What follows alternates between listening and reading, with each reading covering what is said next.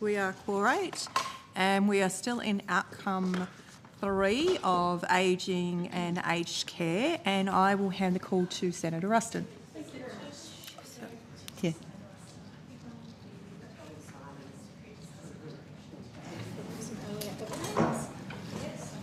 Thank you, Senator. And before the break, Senator Ruston, you asked how many packages had been released by the 30th of September 2025. I mistakenly said 3,665. That was a simple mental maths error. The number should have been 6,665, and of course the 10,001 as of today's date. Okay, so you issued a press release on Monday saying it was 6,600 as of Monday, but that actually, so there's been no home care packages released since the 1st of October until this Monday. No, not quite so, sorry. Before the break, you asked how many new home care packages had been released as at the 30th of September. Yes. And I mistakenly said 3,665. The number should have been, as at the 30th of September, 6,665. Yeah. I just didn't add two things together. But the Minister issued a press release on the 6th of October saying that number. So were there no packages released between...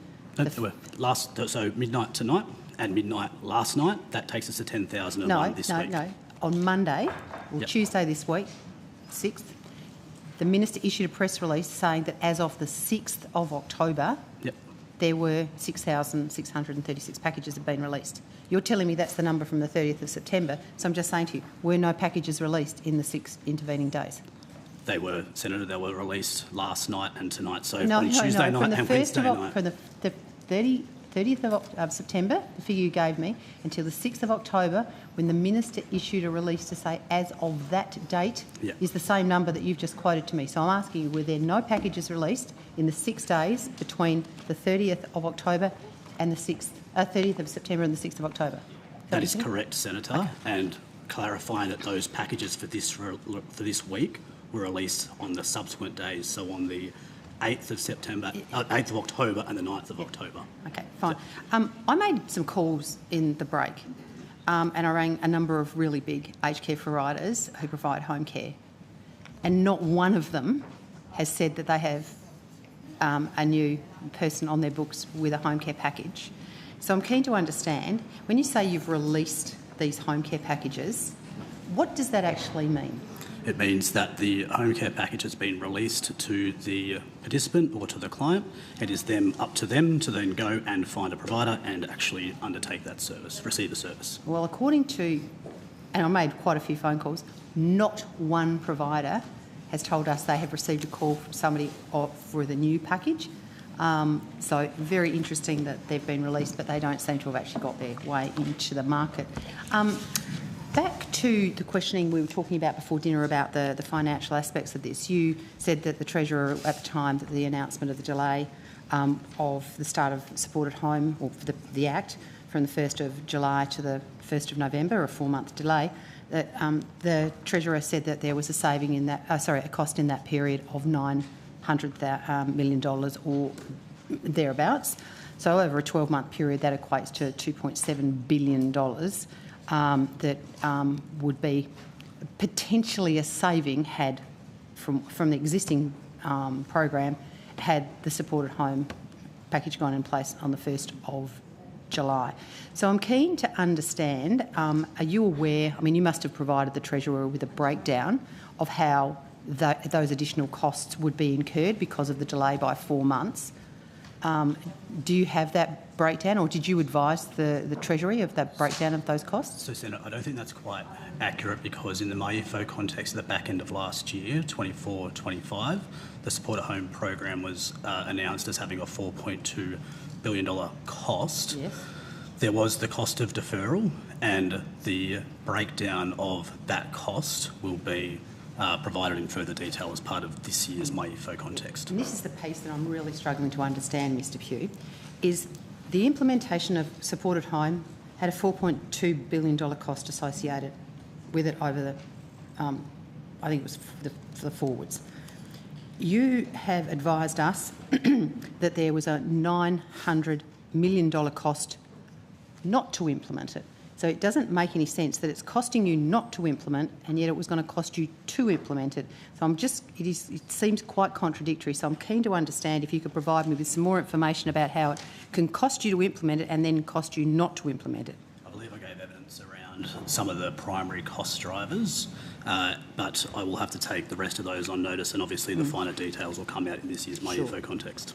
So how many people are, over the last 3 years as a period, how many people are approved for home care packages each quarter over that period of time? Is that information available? We can get that for you on notice, unless we've got that on as part of our Or even pack. if you just can tell us over the last 3 years how much each year, how many people were approved for a home care package in each year? Because it gives us a bit of an idea of how many people, the new packages versus the existing packages that are reallocated. So I can give you the last 5 years series actually. So the number of allocated home care packages in the 30th of June 2020. Allocated or approved? Allocated. And I want the number that are approved. So the approval numbers would be slightly higher. I'll just have to double check that. Maybe I'll take that one on notice and get back to you as part of this session. Okay, that'd Yep. be great. Thank you very much. If you could do that, that'd be super. Okay. Can I just quickly, in regards to the 1st of November, is the department absolutely convinced that you will be able to be fully operational in relation to the rollout of the Act on the 1st of November?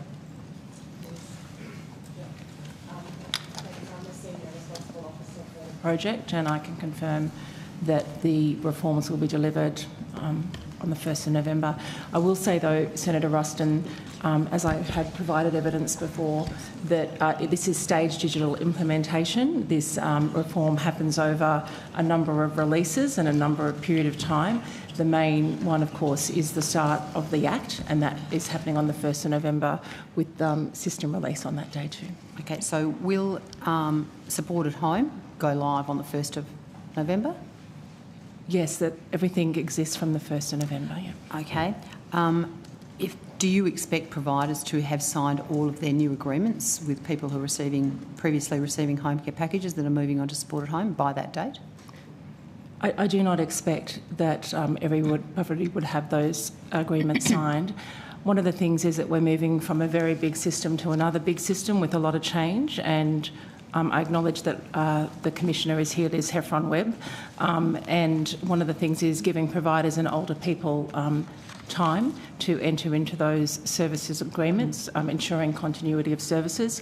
I would say that the department has worked with providers and older people advocates in getting older people ready, and a key milestone happened on the 1st of October in terms of people being able to go and understand what their contribution is. Of course, before that, they were able to go onto the website and get an estimation of any contribution. Okay, that's a great commitment, and we'll be looking forward to seeing that. Can I just, and this is a bit of a random question, in relation to the housing accord, and I just noted in the housing accord, the National Housing Accord, it actually says that a dwelling is a structure which is intended to have people live in it and which is habitable on census night. Some examples of dwellings are houses, motels, flats, caravans, prisons, tents, humpies and houseboats, but not residential aged care facilities. So I'm keen to understand, were you ever asked in the process of the development of the National Housing Accord, were you ever asked as the Department of Aged Care as to whether you believe that residential aged care should be considered as part of the accord? I'll have to take that question on notice. Okay. Yeah, that's just quite interesting. Have the Inspector General here?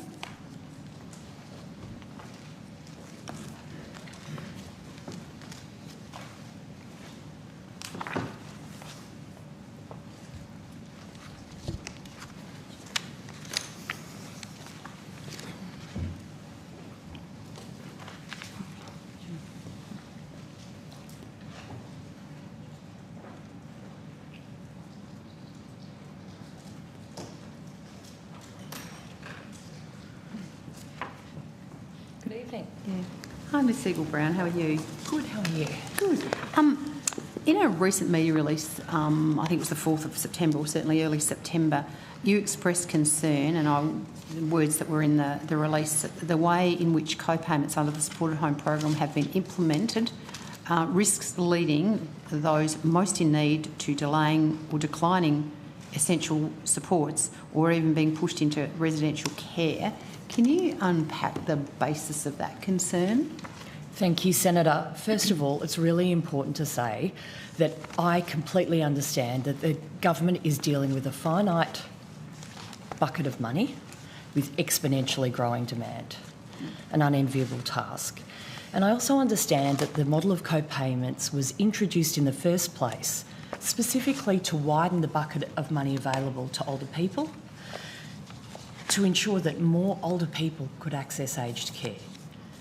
And I endorse that approach. The concern that I was raising within my report, to which that media release related, so let's remember that was the report of the government's progress into the implementation of the Royal Commission's recommendations. The point I was making in that report is that we have seen the introduction of a very noble Aged Care Act that will make a huge difference to the lives of older people. My concern lay with the implementation. And in particular, I was worried about unintended consequences, and my concern is with respect to the implementation or the structure of co-payments, and in particular in relation to full pensioners and part pensioners and the contributions they may need to make. So the specific sentence that you drew upon there, Senator, related to a concern that where, for example, personal care attracts a contribution from full pensioners or part pensioners for things like showers, things that we consider part of our basic dignity and human rights, that when you accumulate that over a period of 7 days and you're still trying to make your full pension approximately $600 go further, that these kinds of costs may become unaffordable. And that has a consequence to a person's dignity and human rights, and we have a really impressive vision within this Act for high quality care which relates to a statement of rights about a person's dignity and agency and connection to their community and their connection to their home. So I was worried that would be compromised, but equally I do understand the government's challenge around the funding bucket, and what I was concerned about was I haven't yet seen any modelling of, there seems to be potentially a gap with the economic modelling that might demonstrate whether paying for that small payment for part pensioners or full pensioners might actually offset a person's premature entry into residential aged care or potentially hospital, because without some of the basics of everyday living, even cleaning can become a clinical need that people may become desperate for residential aged care as a result. And that is what I intended from that statement. Sure. So to that end, has the department done any modelling on the likely behavioural changes or the extent or the likelihood of what Ms Siegel-Brown has just highlighted as a sort of a disincentivation in terms of taking up, which may ultimately result in earlier entry into residential care? Has the department done any modelling about the likelihood of that happening? So I wanted to start off by just making some broader comments. The whole intention of these reforms is around choice and dignity and quality, and they are and putting older people at the heart of it, so they are the true North Star of that. There are a number of safeguards in terms of ensuring that. One of the key ones is the no worse off principle, and I think that's very important in terms of people who are entering that system at a certain date. And the other is ensuring that only those who can pay will be paying. And then I think the third aspect of that is that where there is hardship, that those processes have been streamlined to be more efficient and more effective. So I just wanted to give that in terms of that broader context and hand over to Ms Traynor in terms of the specifics around the modelling. Yeah, look, in terms of modelling around what behaviours we might see, I'm not aware of modelling. Mr Pugh may know something of modelling that would suggest a change in behaviour. We have got we have some expectations of what people in different classes would use as a service mix as a baseline, and on those we wouldn't expect there to be a change for people, but as Ms Stewart has noted, we do have the hardship arrangements, and Services Australia have recently streamlined that process to reduce the number of points of evidence a person needs to be approved for hardship from 18 points to 4. Sorry, Ms Traynor, I was just keen to understand, I'm not quite sure from your answer whether you said that you'd done modelling and it hadn't found that there was likely to be behavioural change, or there has been no modelling and the department just thinks there won't be any behavioural change? So we've done modelling about expected use across the categories. What I don't think we have is any modelling about whether that represents a behavioural change from what people use their home care packages for. So you've modelled the uptake, and surely that's modelled on a baseline of what is the existing situation as to what might change into the future. So is that able to be, some information around that able to be provided to us? Is around what you think is likely to change?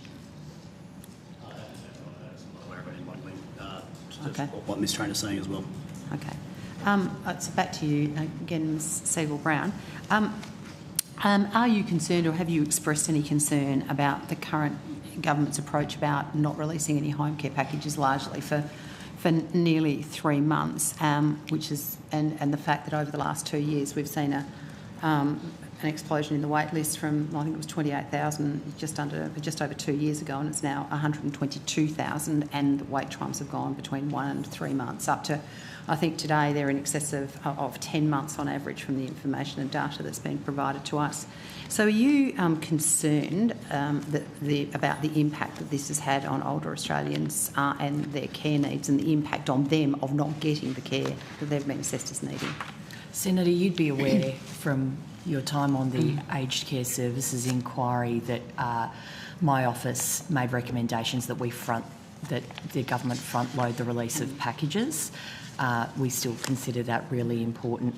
We very much welcome the government's decision to release the 83,000 packages and note that the release in tranches.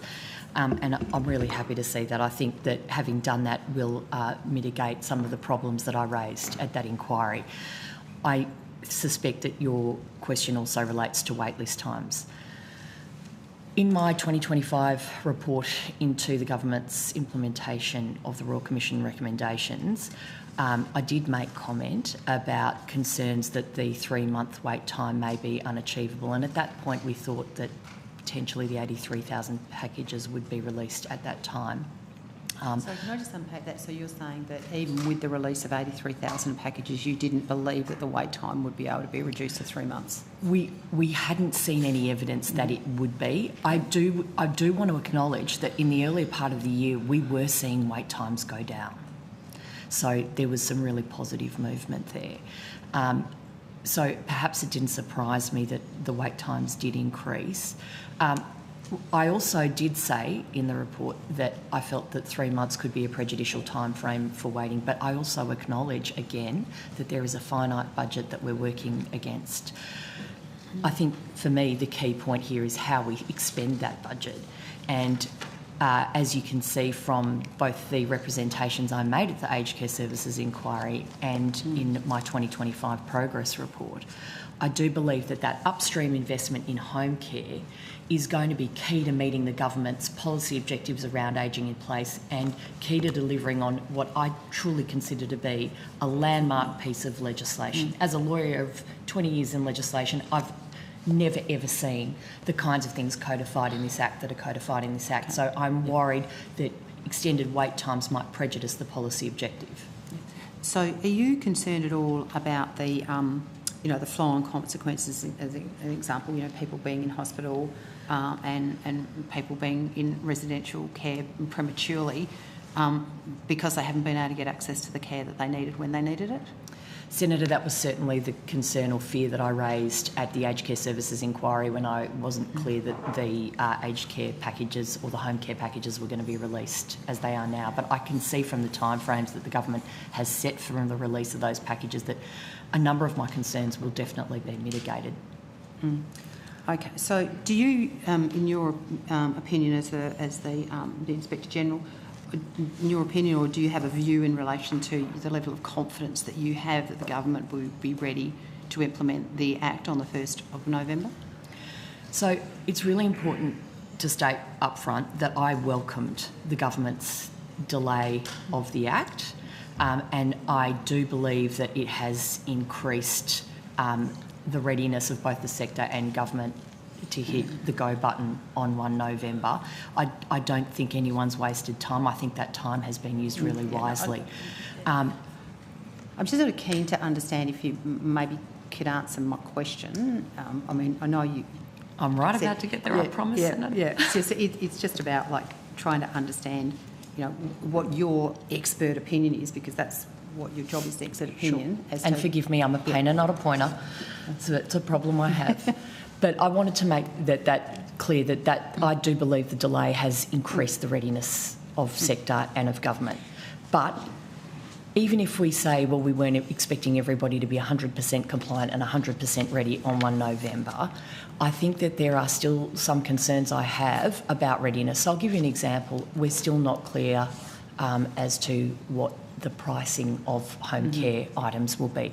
So there are some more major issues that I still am concerned about. And as you've heard tonight, it is a huge change and there are a lot of levers to pull. But yes, I do hold some concerns.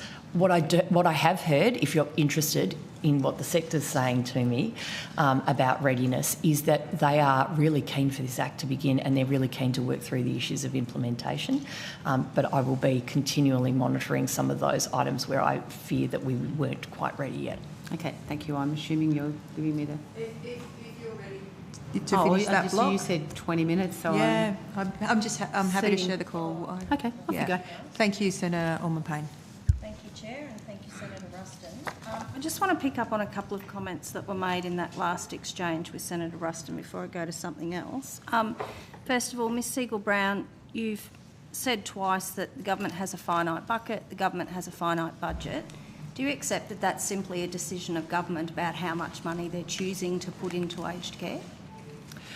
I would agree that the money that is in the aged care bucket is absolutely a decision of government. But I guess what I am saying is that as much as I would dream of a universal system, an on-demand system, I understand the realities of it, and that's what I'm trying to convey. I just think that's an important point to make, because the government could choose not to spend money on something else and actually give us a demand-driven system. Ms Stewart, also you talked about the no worse off principle. I just want to clarify, that principle applies to people who are currently in the system now, doesn't it? And when the new system starts, that doesn't apply to new people coming into the system. Yes, it does. Just through the chair, though, can I just ask a question about, and I don't understand how it works with time, but in terms of some of the timing that Senator Ruston spoke about in terms of wait times and lengths and stuff, I just wanted to clarify that, because that's not some of the figures that we have, but do we do that when it's Senator Ruston's call again, or? Yes, you have that information. Yeah, sure. Okay. Happy to do that when Senator Ruston has the call. I think we wait until the Deputy Chair's finished. It'll only be 20 minutes, so we can... And sorry if I've used your time, Senator Orman-Payne, asking that question. Sorry, yes, Minister. I just wanted to correct it. Just in case the Deputy Chair has questions that relate to those figures, it might be helpful. Not right. Oh, that's okay.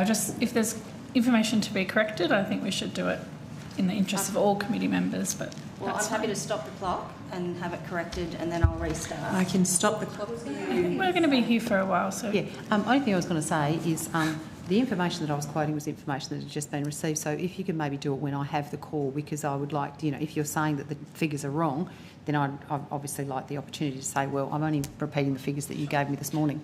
I do know that Senator Ruston will like to rebut some of that, so hence why I was hesitant to do that. So I do know her well enough. And if proceedings. I'll restart the clock for you, Deputy Chair, just on that, and we'll go with you. I've got a bonus 2 minutes. Thank you.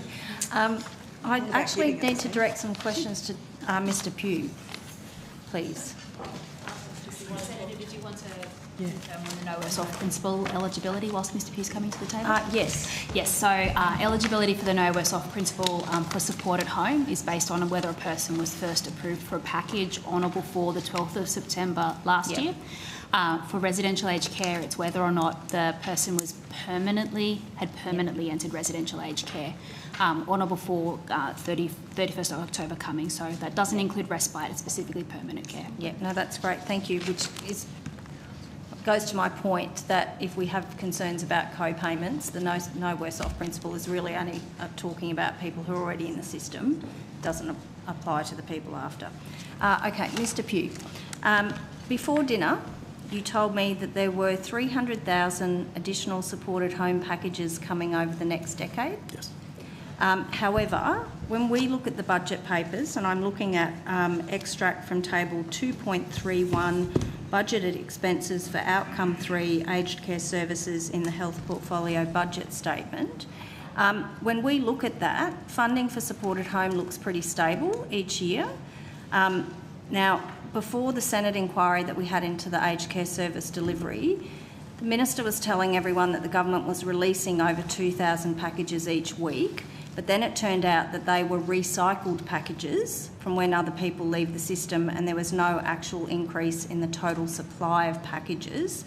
So what I want to understand is those 300,000 packages over the decade, are they actual new packages or are they recycled packages?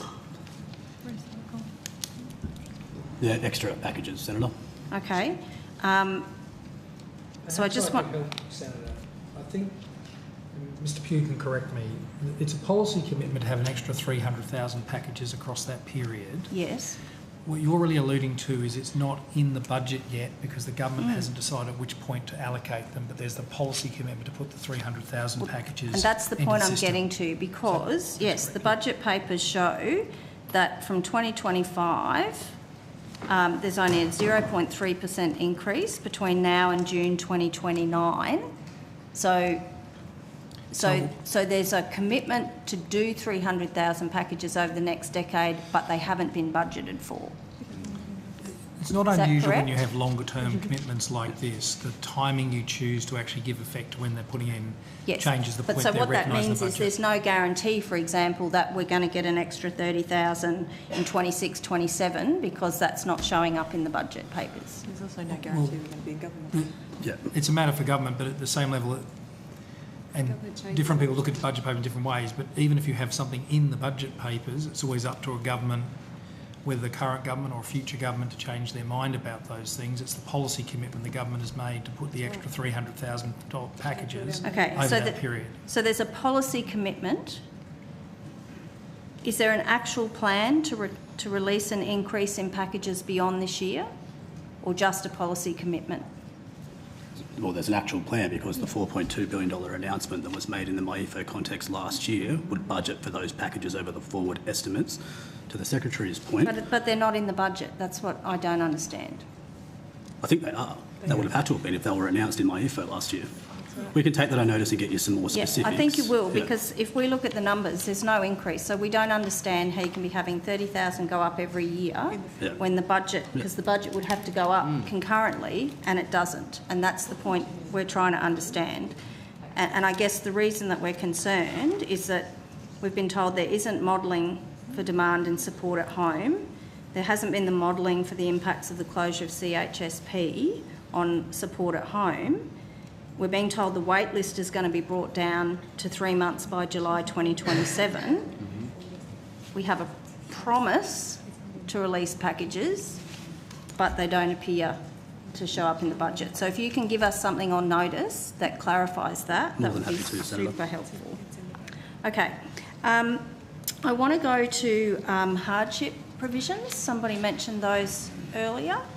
I'm keen to understand the streamlining of them, because my understanding is that at the moment the form to apply for hardship is 17 pages long and you need to provide 3 months of expenses. Is that right? So it's those 3 months of expenses, Senator, that have been streamlined under the changes that Services Australia has commenced effective early August. So previously a person was required to provide evidence of their eligibility against the having completed a means test, meeting certain gifting rules, being below a realisable assets threshold, and then a whole lot of supporting evidence associated with the expenses that they put on the form. And now with most of those expenses categories, what the person puts on the form is treated as fact rather than them needing to then provide total evidence. So it has significantly reduced the evidence burden associated with the form, although the form itself hasn't changed in length. So it's still 17 pages? Services Australia could tell you the exact number of pages, but the form itself has not become significantly shorter. I guess my concern is how people who are struggling do this. I mean, I'm in the process right now of assisting my dad going into aged care, and the amount of paperwork is insane. And I don't know how, if he didn't have the assistance of a family member and others, he would get that done. So a lot of the people who need hardship provisions are vulnerable, and I'm concerned that we're saying co-payments high, but it's okay because there's hardship provisions, but the process for the hardship provisions is not easy. And so how does someone do that? Maybe a question for the Minister. Is that a good system where we're saying we're going to make it out of reach for some people, but then we're going to have a process that's not easy to navigate? No. Well, it is a good system to have hardship provisions available. I just want to check with the officials whether it's Services Australia that administers that. Sorry. No. And the reason I'm asking is I think there might be more information we can provide you about the assistance people might be able to receive to fill out that information in the normal way that someone approaching Services Australia might need to do that, whether it's aged care or whether it's home care packages, whether it's any type of assistance from Services Australia, disaster management, things like that. But I think it does sit with Services Australia. It might sit with Services Australia, but it is policy of the department. And the other thing that I want to point out is a lot of people who are highly vulnerable, who are the people then who need those hardship provisions, have spent a significant period of their life engaging with services in Australia in ways that are quite traumatising, and then we're asking them to go through a lengthy process. And I guess the point I'm making is that what I don't understand is why you haven't designed a system where if somebody is poor and can't afford the prices you've set them at, why would you not change the way you calculate who is eligible for what price so they don't have to go through this process? We're seeking to get that information for you, Senator, about what systems. But that's not my question. My question... But we wait until the Minister finishes her answer. Sorry, Senator Orman-Payne. I'm just keen to understand and find a way that we can get through this. But we're trying to answer your question is what I'm saying. If you want to let the officials respond, they're trying to answer the question for you. Yes. I guess the point I'm trying to make is it would seem to me to be... But you keep making a point, but you don't let the officials answer. So if you finish the point that you're making, then they can probably provide you the information that you're after. Yes. So the point I'm making is that there's been a system of co-payments designed that clearly is based on what we've heard in the service delivery inquiry and we're hearing from advocates, is going to price some people out of being able to access services. That's the evidence that we heard in the inquiry.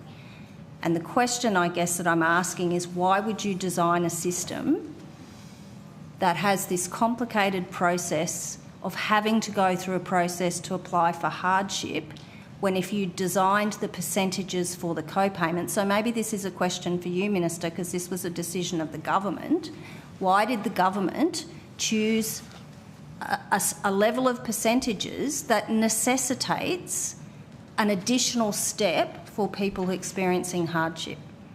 No, people who are experiencing hardship have access to that support. That's what you're asking about, isn't it? No, what I'm saying is you could have set the percentages that they have to pay for co-payments for support at home, so that if you don't have any means, you don't pay a co-payment, but instead you've got to apply for hardship. And I don't understand why there's a separate process for that. Well, the system that we've funded and designed is to deliver that generational reform that is needed in this really, under-demand system. That's why we're delivering this reform. It's why we're ensuring that people can, who can, do contribute costs. But I can let the officials explain to you how they will interact with Services Australia, because I think that's really what you're after. I'm happy to was the answer you gave me, which is why the government designed it that way, and you've given me as good as an answer I'm going to get on that, so that's fine. Sorry, Senator, I'm happy to provide some additional information in relation to the way that people can engage with Services Australia. So yes. We've got aged care specialist officers. We've got 81 of those, and they're in primary sites with an additional 50 plus sites that can be accessed via outreach and dual servicing arrangements. So we've got a very good network of face-to-face aged care service officers out there that can help walk through what those hardship provision arrangements looks like.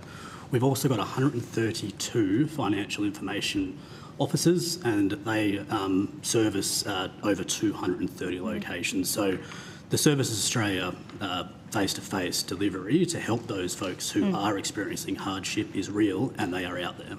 And I don't dispute that, Mr Pugh, and I guess I would say that it would seem to be a false economy to have to employ people to do that process when if you just designed it the other way, you wouldn't have to do it. Yeah, but I'm going to move on.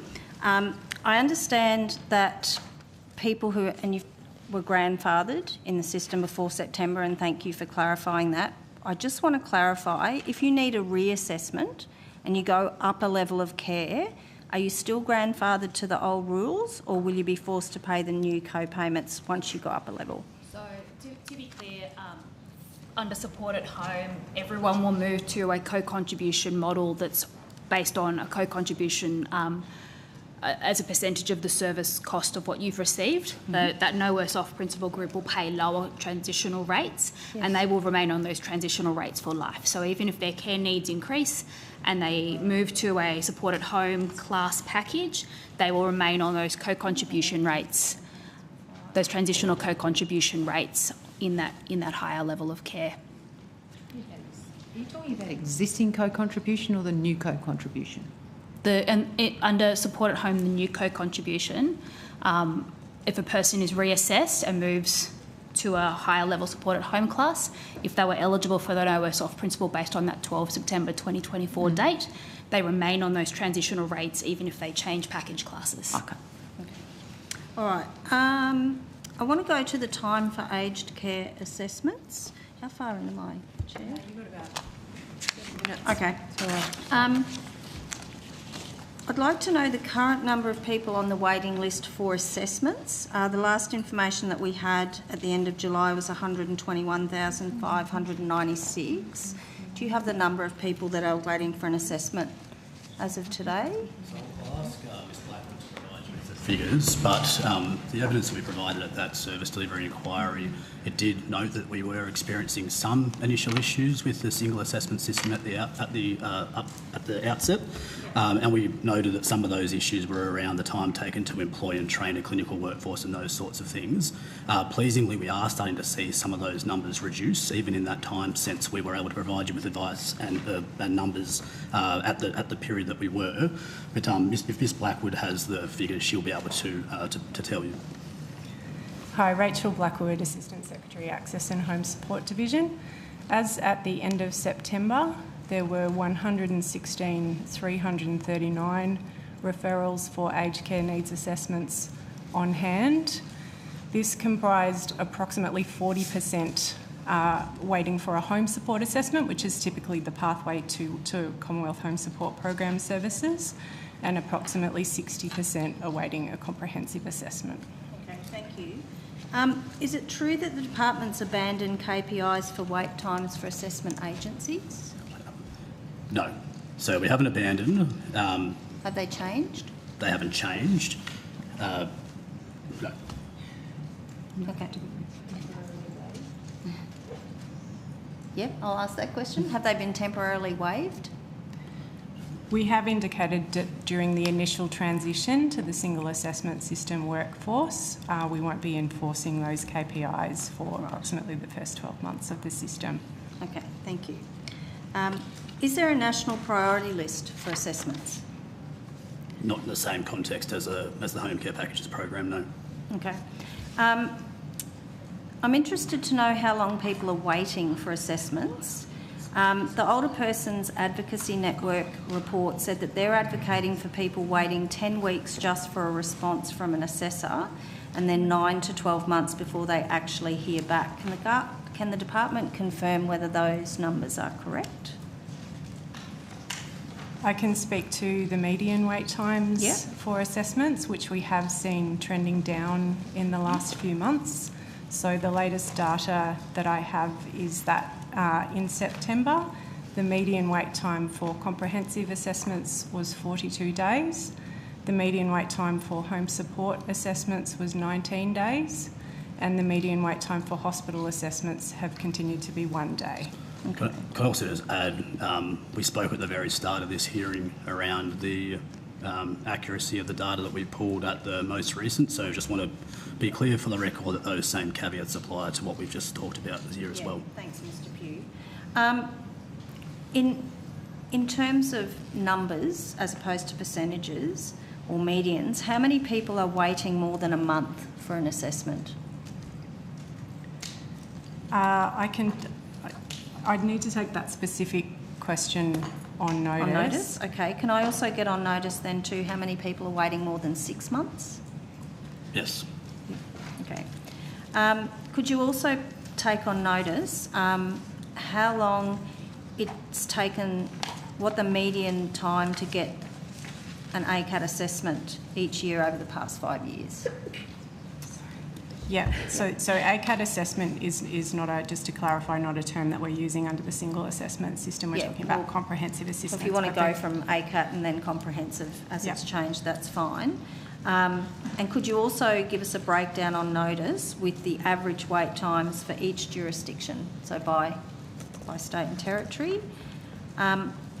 At the moment, what is the current monthly capacity? Sorry, Senator, I didn't mean to cut you off. That's right. We'll just check, because we did provide some data in advance to Senator Ruston. I'll just make sure we haven't already tabled that specific piece. If you have already, I'm happy to I'll just double check that we haven't. All right. Yeah. Sorry. Happy for you to check that. Yep.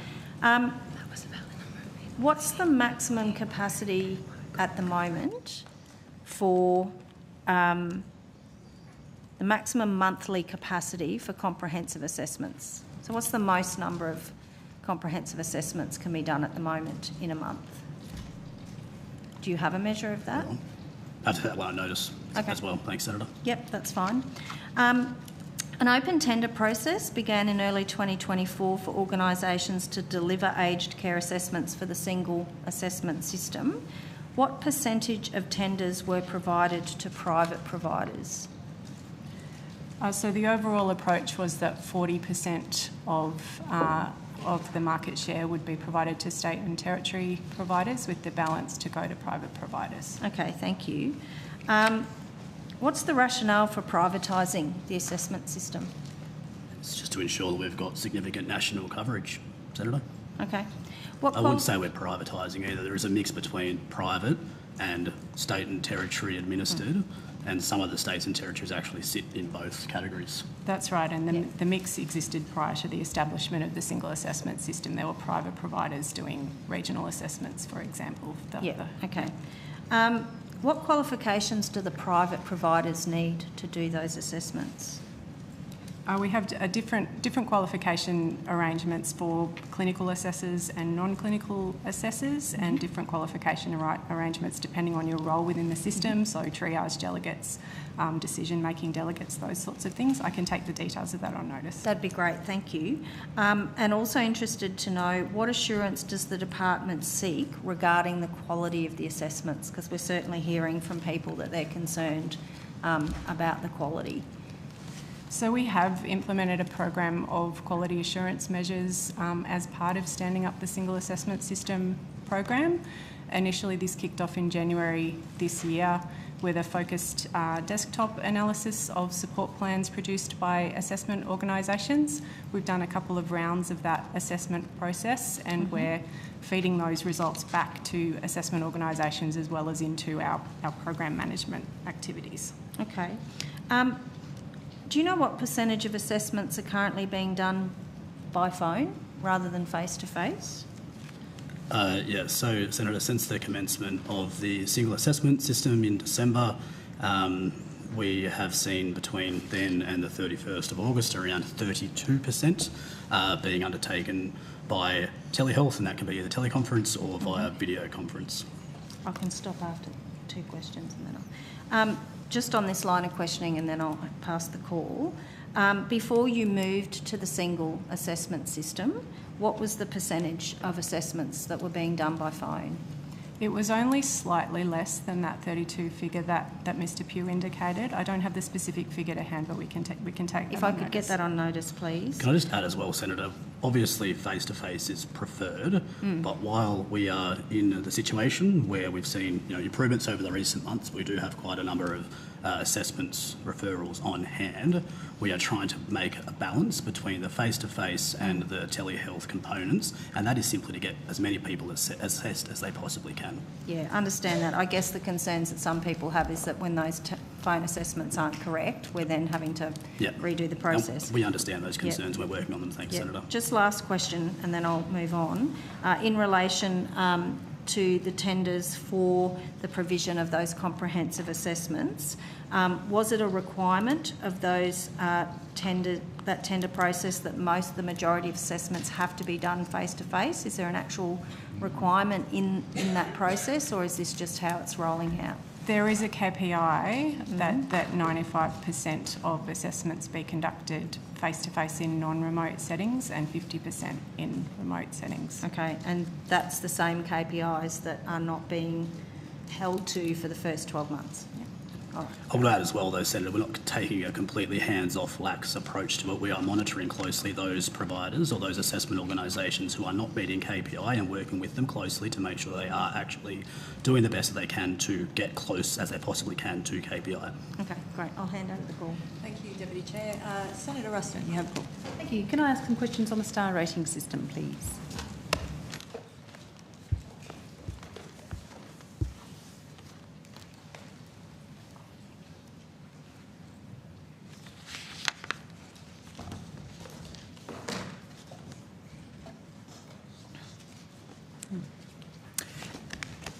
So there's some changes that came in on the 1st of October in relation to the star rating, particularly as they related to the staffing sub-rating in the system. And it now appears to me that if a provider misses their target of their 24/7, or they miss their target of their care minutes by 1%, that they will automatically get a 1-star rating. Is that correct? Sorry, just to clarify, Senator, on the 24/7, 24/7 is not a component, so it is the 2 components that I think you're referring to is the total number of care minutes.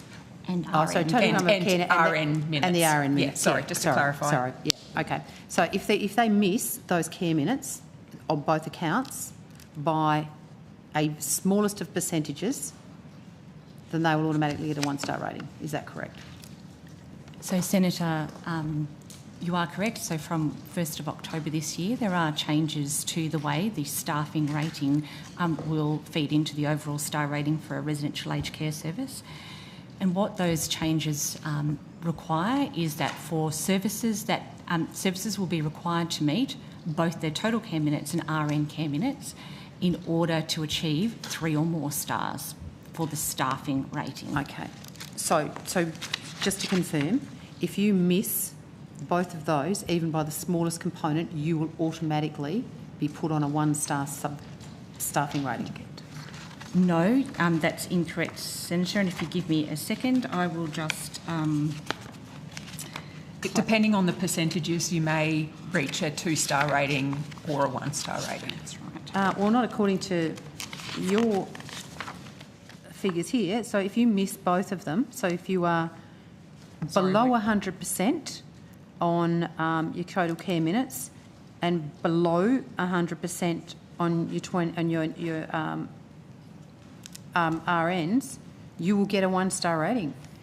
So in the instance where a service does not meet both of their care requirements, total care requirements and RN requirements, then a 1-star will apply for the staffing rating. But where a service may meet one of those requirements and not the other, then there is a 2-star. But Ms. Laffin just said to me that wasn't Apologies. what I was saying. Yep. Okay, fine. So if you miss by the smallest amount on both of them, because somebody rings in sick or the like, you will actually be dropped to a 1-star rating. So I'm interested, how much consultation was undertaken with the providers before the changes to the star rating occurred, particularly in the context of... Sorry, Senator,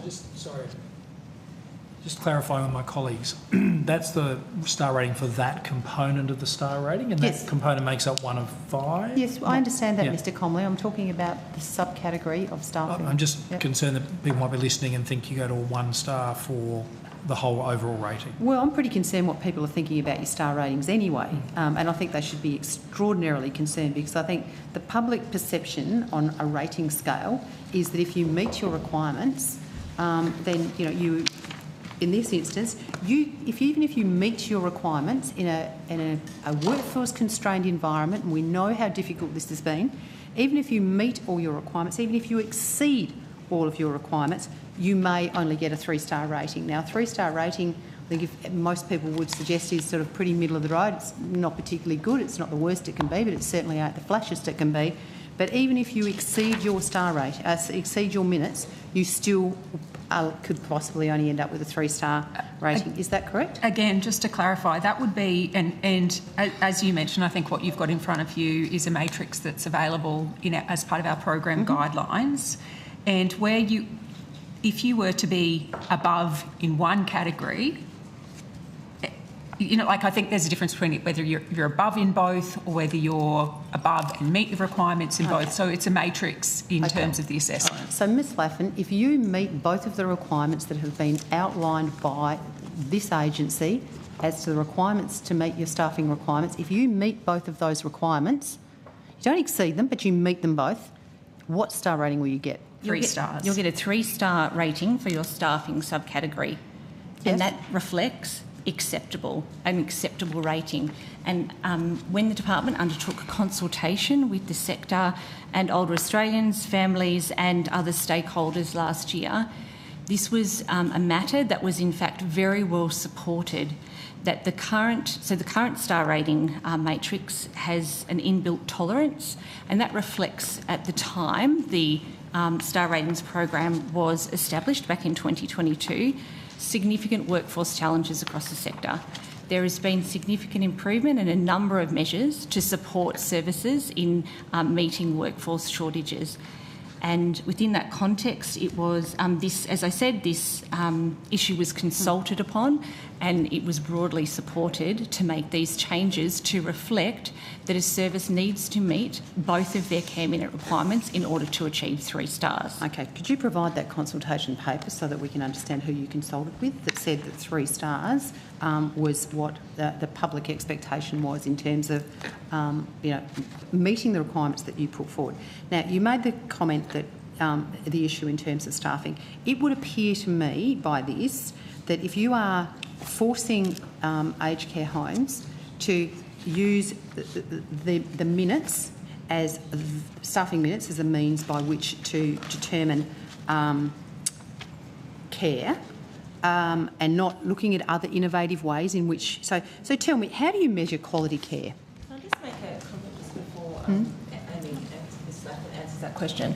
I think it's important, and I'm not sure where Ms Harper is, in terms of the star ratings and this focus around quality and this focus around staffing, that there's also been a very considerable investment in terms of fair work and wages to assist providers in meeting that requirement. So, I'm actually coming to that in a minute, okay. Ms Stewart.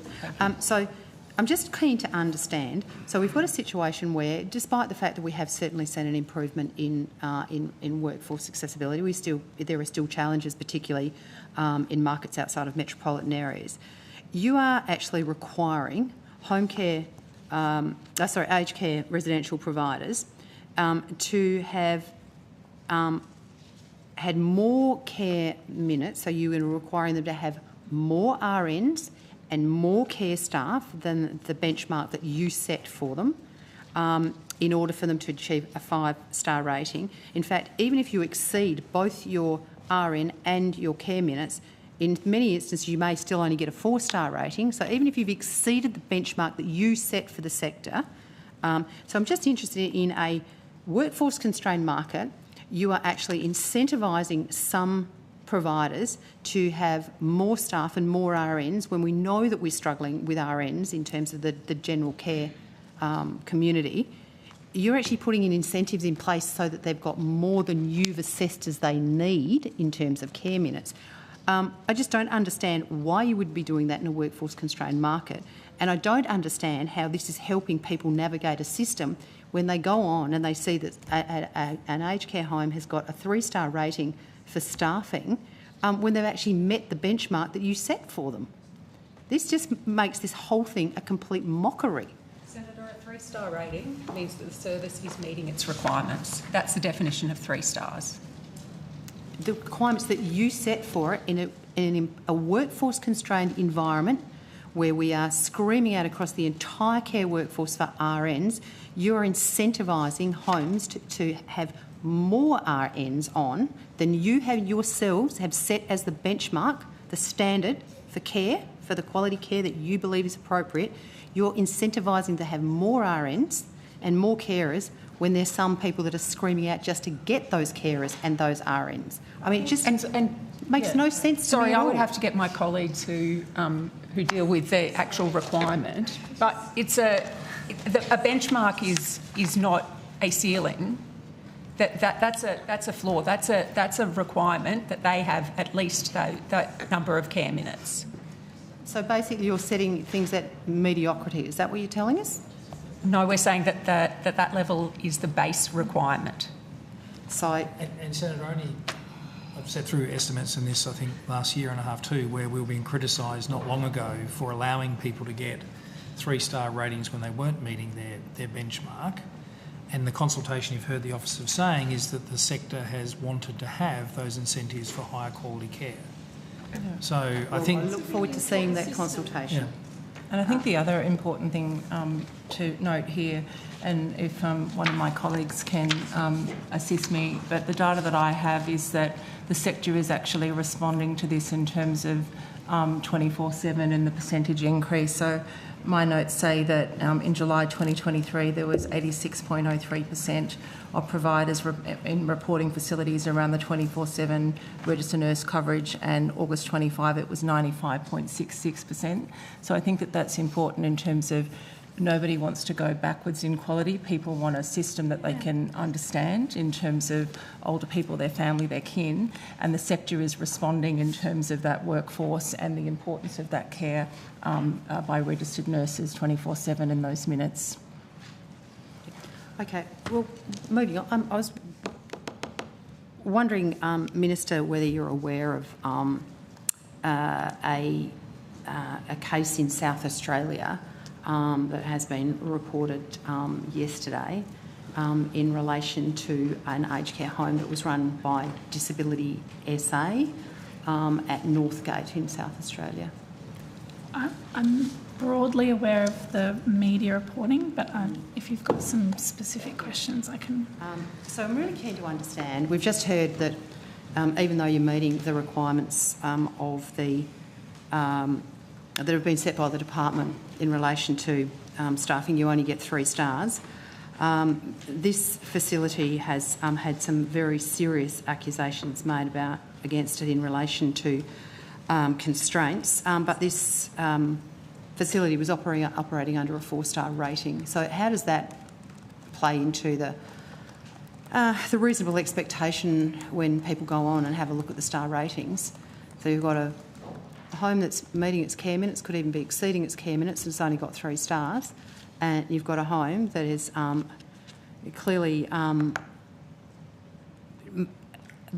there are some very serious accusations in relation to using mechanical restraints, and they've got a 4-star rating. How does that play out? Do you want to? I'd have to check the details as to whether they currently have that 4-star rating and what the history of that rating was. But what I would say is one of the elements of star ratings, an element that's updated daily, relates to compliance action taken by the Commission. So that does vary in accordance with any notices and regulatory action issued by the Commission. So they may have returned to compliance. I'm not, as I said, I'd have to look at the details and the current details and also the history of the star ratings for that organisation. Okay, well, I'd be keen to hear what you've got to say. So I'd also be very keen to understand, are any of the residents or the former staff of Oakton, the facility that was closed down in 2018 in my home state of South Australia, under some pretty horrific conditions, any of those people either in this home or any staff working in this home? Senator, it's Liz Heffernan, Quality and Safety Commissioner. The team that has undertaken the work at that facility, I don't believe we've checked whether the same people might have come from the former Oakton. I'm not sure that we would have that knowledge, but I can follow that up for you. Ms. Heffernan-Webb, because it appears from the information contained here that this particular home had 4 times the RN minutes that were required, and yet, so they might have well got a 5-star for their staffing, but they were actually using constraints that quite clearly they shouldn't have been using. So I just sort of saying star ratings are great if they're actually providing a clear story to people and so that the average layperson, when they go on to your star rating site, actually can get the true picture of the quality of care that's being delivered by that particular home. But I would contest, on the basis of the questioning that I'm having here, that nobody would have any idea, because there seems to be a complete disconnect between quality care and the star rating system that you've put in place. So, Ms. Heffernan-Webb, do you believe that this particular case should have been publicly disclosed in the interest of transparency, given that a major component of the implementation of this was in relation to star ratings? I mean, do you think this information should have been disclosed earlier? So, Senator, as you know, the issues were identified when staff from the Commission undertook a monitoring assessment in late May. Our approach is always to work with the provider on rectifying the matter and giving them the opportunity to make improvements. So we've been doing that. Our primary concern, as you are aware, is the safety and well-being of the older people in the facility. And we've been working with the facility on a very close basis. They've appointed additional clinical staff, and they have not been taking any additional residents since we engaged with them. So the families of those residents have been informed about the issues and the actions. There's been residents and family meetings. So I think the people who are most affected by this have been kept well informed. There was no likelihood additional people would enter the facility. Obviously, we, if we take formal action, that is made public, but our goal is to bring people back to compliance as quickly as possible. So that's been the basis on which we've been working with them. Sure. It was alleged in the media that you were aware of these issues in November last year. Is that correct, or just media speculation?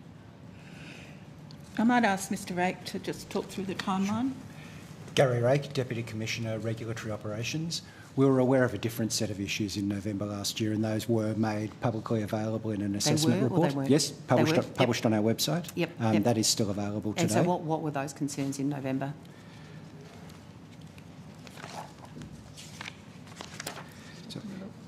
In November, we identified that there were 3 standards that they were showing non-compliance. This is publicly available on our website. Against Standard 3, personal care and clinical care. And that was around risk assessment for consumers. Standard 7 around human resources, and that was around the training of the staff. And Standard 8, organisation governance, and that was around having an appropriate clinical governance framework. Okay. So you identified those in November, and then subsequent audit in May identified the restraints, the mechanical... An unannounced visit? Yes, it's an unannounced visit, which is slightly different category. Yeah, sure, understand, but nonetheless it's still a very serious and concerning thing, and of course that's what your job is to do. So you identified those in May. Now, unless it's changed in the last day or so, this particular home still held a 4-star rating this week. So could somebody explain to me, in terms of the star rating system, how on earth, when we have found out that there were compliance issues in November, publicly published, there were mechanical restraints issues identified in May, and yet in October this home had a 4-star rating? How can you honestly say that a star rating system is providing people who would go onto that site with accurate information as to the quality of care that is being delivered by a home on the basis of your star rating system? I'd have to take those particular circumstances on notice. Thank you. Can I just ask about ANAC funding, the recent uplift in ANAC funding? Yeah, sure. We're at 19 minutes. Yeah, if we can share the call to, if that's okay, to Senator Orman-Payne, I'll come back to you in that. Thank you. Thanks, Chair. I note that the Royal Commission, Aged Care Royal Commission recommendations included a recommendation for a separate aged care pathway for Aboriginal and Torres Strait Islander people, as well as block funding for providers delivering services to support people's connection to country. Just wondering if you can give me some information around what the government has done to progress the development of an Aboriginal and Torres Strait Islander pathway. Certainly, Senator. Emily Harper again, Market and Workforce Division, First Assistant Secretary. I'll ask Ms Tadipata to talk through in a little bit more detail for you. So in terms of, Senator Chanel Tadipata, Assistant Secretary. In terms of the cultural pathway, there's a number of initiatives again, like I spoke earlier about the National Aboriginal and Torres Strait Islander Flexible Aged Care Program. Yes. There's work underway to support transitioning those providers. There's 49 providers currently. And they're being supported to transition under the Act. We've engaged an organisation to work with them and provide a range of supports around, face-to-face training, resources, and ongoing support over the next 2 years. Mm-hmm. And also there's things happening in the assessment space. So we've engaged a number of, working now with our pilot around building out First Nations assessment orgs. Mm-hmm. And so that pilot is commencing, and we'll work with those providers to deliver home support and comprehensive assessments and work out the things that work and what needs to sort of build on as we build out and introduce more assessment organisations into that space as well. Sorry, Senator, if I may just follow up very briefly on that. So there are currently 3 organisations that have been engaged by the department to participate in that phase 1 of the pilot.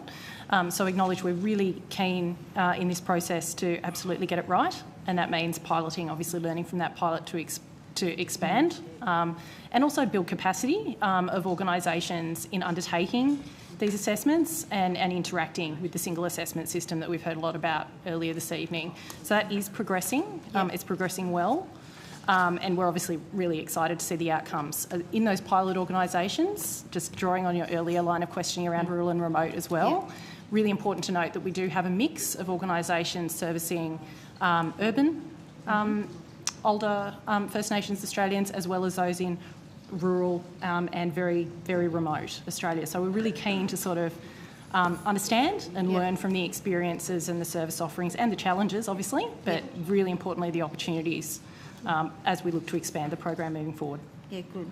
How many providers are predominantly Aboriginal and Torres Strait Islander run and staffed with predominantly First Nations carers?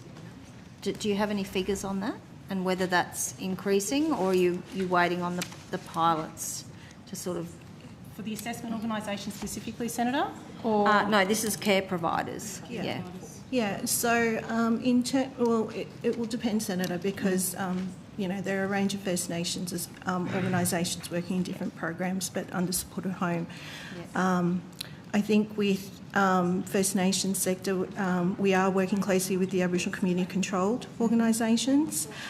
So, for example, in the Indigenous Employment Initiative that we spoke about earlier, there's currently 50 Aboriginal community-controlled organisations working with us on that program. With NATSIFAC, they're entirely all Aboriginal and Torres Strait Islander community-controlled organisations, so the work we're doing with NACHO. But yeah, there's a real commitment to ensure that we're working closely with the sector and ensuring that we continue to build on that and increase, because we understand that is what works for the communities in terms of cultural safety. Just to add to Ms Tony Carter's answer on that, the government did have a growth round in the Commonwealth Home Support Program last financial year, specifically targeted at Aboriginal community-controlled organisations. This was $10 million, 18 organisations were funded. These were new organisations to the CHSP and specifically to increase that representation of Aboriginal community-controlled organisations in that program. In terms of dedicated First Nations provision of care, are there First Nations providers across CHSP home care packages / support at home and residential aged care, or do they tend to be concentrated in one of those areas of care at the moment? I think we would say it does vary, but we'd probably take the specifics on notice. Yeah, okay, because very interested to understand which parts of the care system they're in. Sarah, I didn't mean to speak over you. There are absolutely service providers that provide NATSIFAC services, for example, and some of those also provide home care, and some of them operate in residential. So there is a broad mix, and CHSP is also, as Ms Atkinson has pointed out, there is a growth and focus in ensuring greater representation. I think it would be very highly variable across the country. Okay, thank you. Can I just correct something? Yeah, absolutely. So for NATSIFAC, it's 49 service providers, and the 97 I was referring to were elder care support organisations. So apologies for that. No, that's fine. Thank you. I note that we have an interim Aboriginal and Torres Strait Islander Aged Care Commissioner. I'm just wondering where plans are at to make that commissioner permanent. On notice. Ms Kelly isn't with us today, unfortunately. Take that question on notice. Do we know if there is a plan and a time frame to make that permanent? Take that question on notice. Okay. Sorry. So just to be clear, that's a question about the position, not the individual. Yes, that's right. Yes. Yes. Sorry. I'm sorry. Yeah, that's right. It's late. My brain is fried too. Thank you, Secretary. Yes. I'm an early riser, so this is not my peak time. You and me both, Miss Stewart. No, I apologise. Yeah, that's totally the fine. government has a commitment for a First Nations Commissioner for aged care to ensure proper access and quality for First Nations people across Australia. Yep. And I think that's great, and I understand that. I guess the question is, which you may have to take on notice, but is there a time frame to actually make the position, not the person in the position, but the position permanent? And is that going to happen sooner rather than later? That's what we want to understand. Yes. So I'm happy to take that on notice. There is, there is a plan. There is the need for legislation, and there is a plan to make that happen. And noting at the moment that there is an interim First Nations Commissioner, Andrea Kelly, who is undertaking that role in the interim. And I guess I can't imagine a situation where there wouldn't be cross-parliament support for that legislation. So I would encourage the government to bring it on. We'll hold you to that one, Senator. More constructive work around the Parliament to achieve these reforms, including the Commissioner. I understand that VATCHO has written to the Minister raising concerns about the impact of proposed changes to aged care charging arrangements on Aboriginal and Torres Strait Islander people. VATCHO CEO Dr Jill Gallagher AO set out these concerns in an article on the Croaky Health and Aged Care Policy website, and I think that's been given to the committee in case it needs to be tabled. In that, Ms Gallagher said, and I quote, "Non-Indigenous Australians become eligible for aged care services at the same time as they can access their superannuation, but Aboriginal people who access aged care services from the earlier age of 50 will face up to 15 extra years of paying fees and co-contributions for aged care services before reaching the age of access to their super." Is that a correct characterisation of the situation that many First Nations people find themselves in?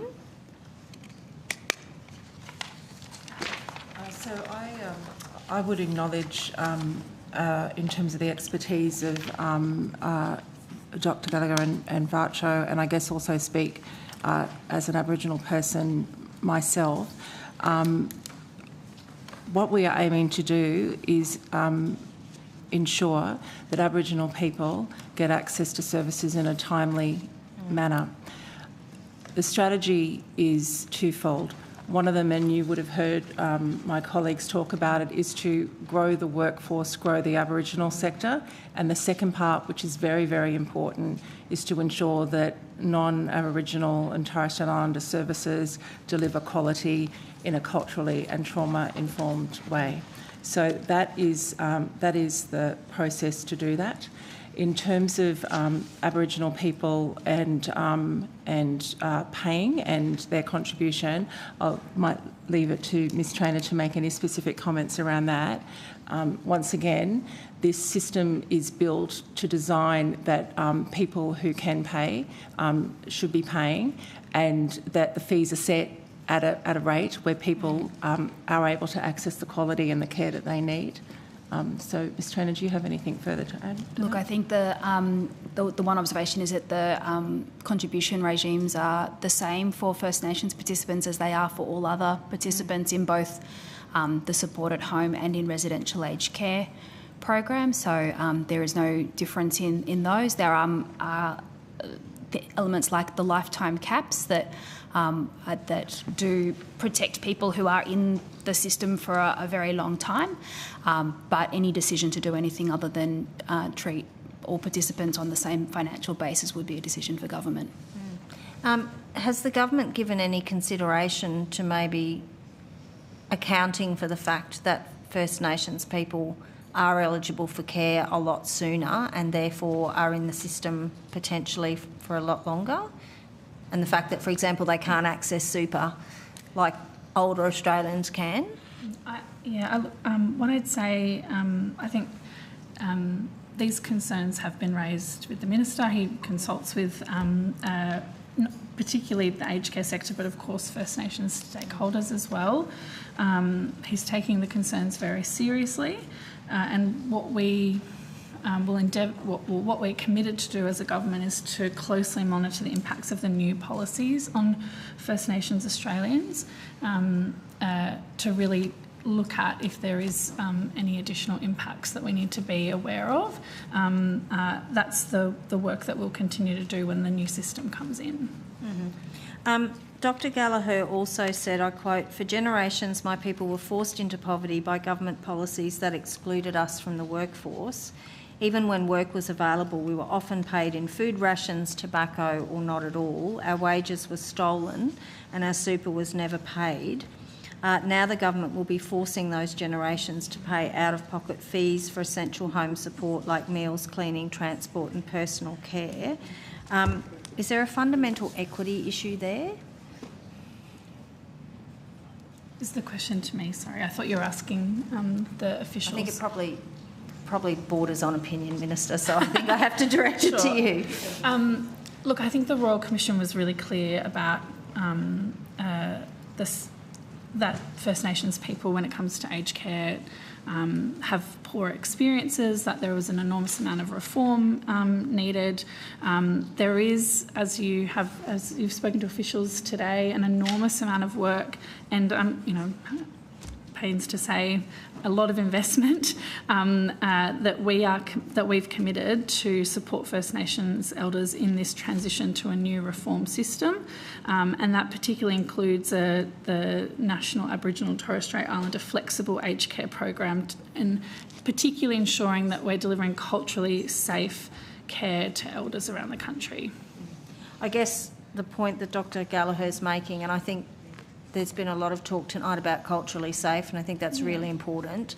I guess what Dr Gallagher is highlighting is this significant equity issue, and I guess the question is, given that the government's committed to closing the gap, is there more that the government can be doing to address this fairly significant issue, particularly for those people who've had wages, for example, stolen? Yeah, I can't add to my previous answer, Senator, that the concerns have been raised with the Minister and he's taking them very seriously. Okay.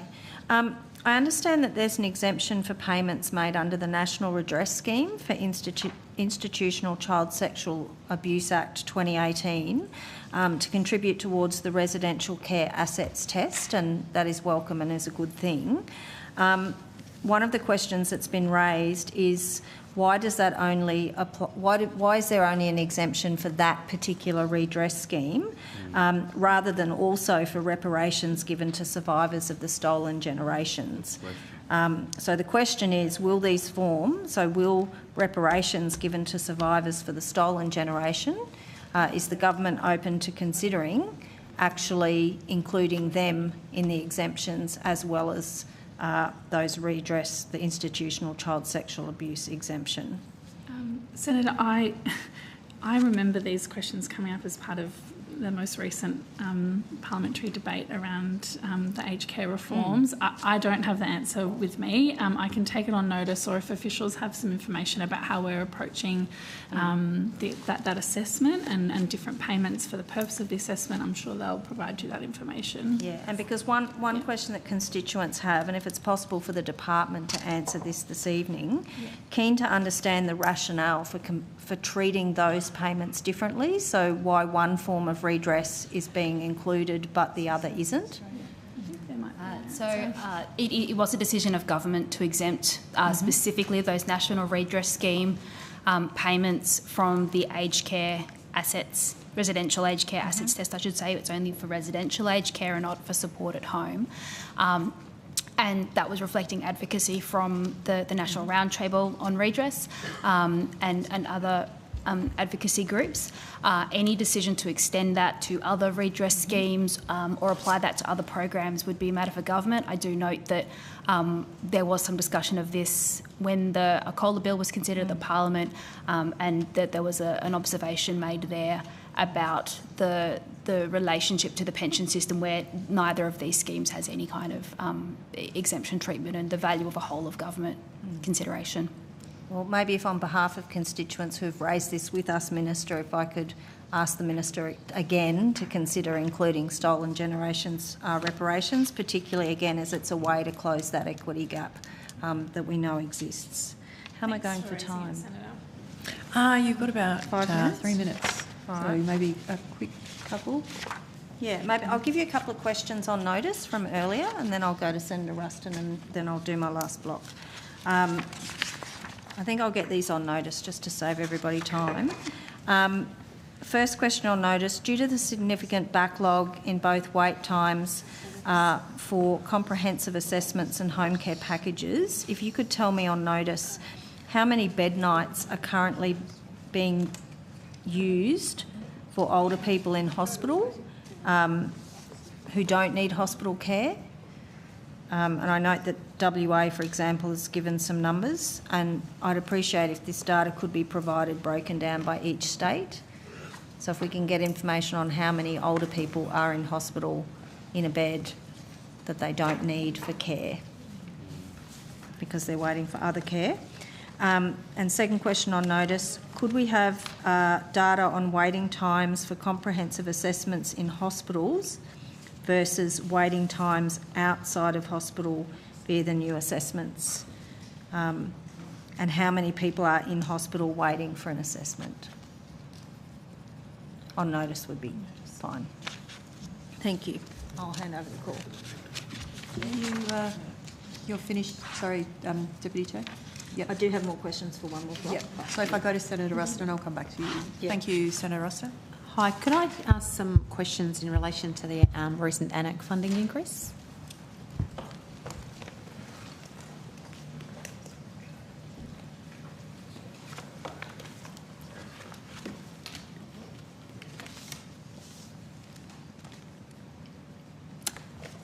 Okay, so how much was the uplift in the base ANAC price in the most recent determination on the 1st of October?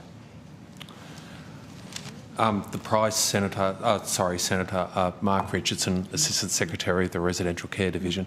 The price moved from $282.44 to $295.64 or $13, or an increase of $13.20. Okay, so and that's where you got the 4.67%. Correct. Yep. Okay, so has the government budgeted for over the next period before the next time that we have an ANAC increase?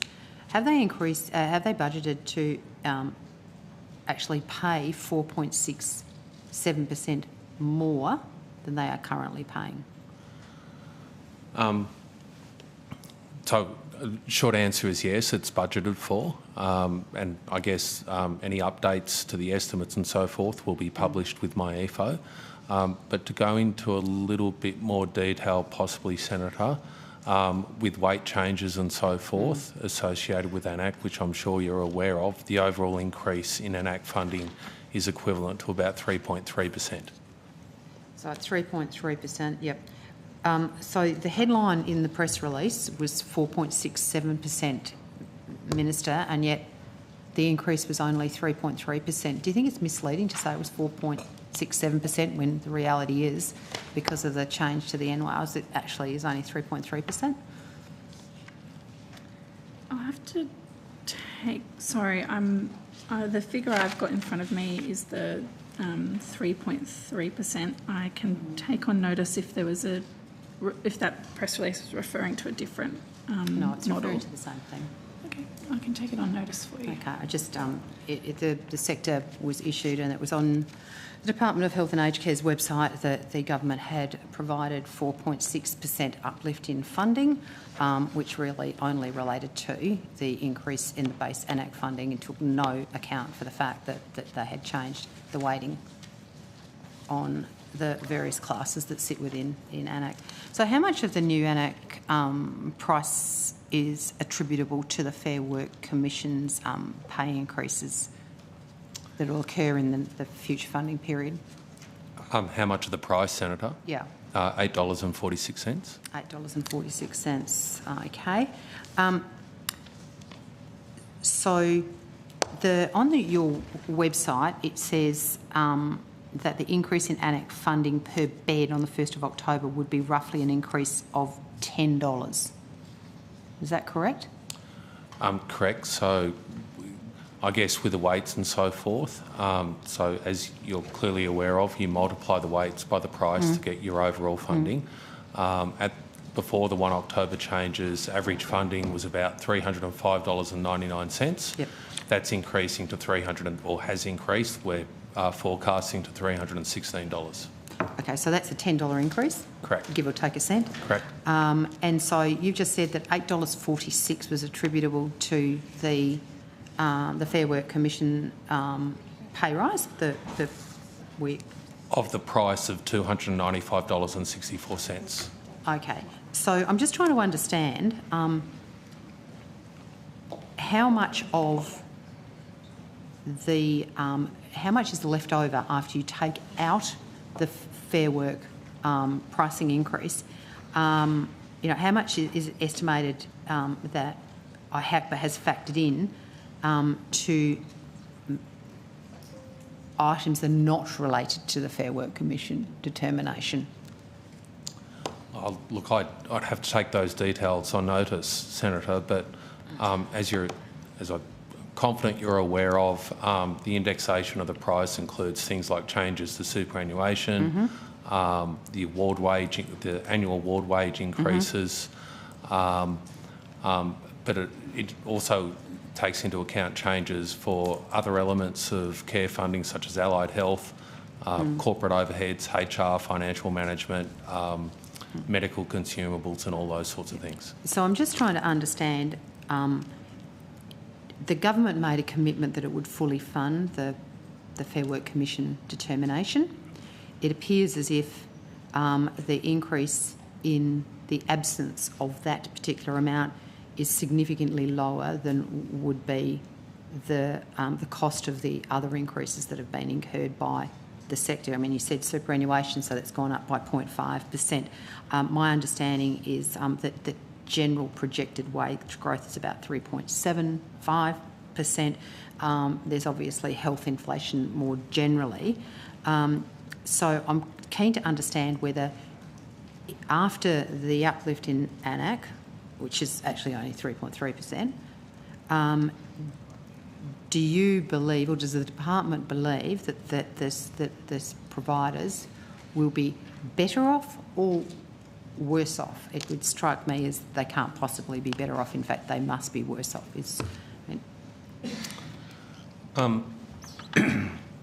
Excuse me, Senator. So I guess a couple of things. The objective is it's cost-based pricing. So the government's policy is that the costs associated with care and also everyday living, I think that probably comes into the conversation, are fully funded. So I wouldn't describe... I'm just talking about ANAC. I mean, I absolutely respect what you're talking about, Mr Richardson, 100% on those other parts. I'm sort of just trying to get the understanding around the ANAC funding. So there's either one of two things appears to have happened here. Either the government hasn't fully funded the wage increase, or the government hasn't recognised the increase in costs because of the cost of doing business and all the other cost burdens on business for the rest of the costs that an aged care provider would face. Hear what you're saying. It's cost-based pricing, so it is fully funded. I wouldn't describe it as being better or worse off. The reason why I raise everyday living is because there was a 42% increase in the hotelling supplement, up to $22.15 from $15.60. So when you take that collectively, it's a 5.1% increase in funding for the sector across both of those funding streams. So. I was just about to note that, Senator, that I think Mr Bevan is online, noting, of course, that IHACPA provides advice to government on the appropriate levels of ANAC, and I think he's just popped up on the screen now for you. Hi, Professor, how are you? Oh, he's frozen. Can I just, while we go to the teleconference, Senator, can I just correct something? You said the minister's media release had a percentage of 4.6% increase. It doesn't well, it doesn't refer to 3.3%, but it doesn't refer to 4.6% either. It's on the website. No, I think you might. I'm not sure what you're referring to, but the media release in relation to the ANAC,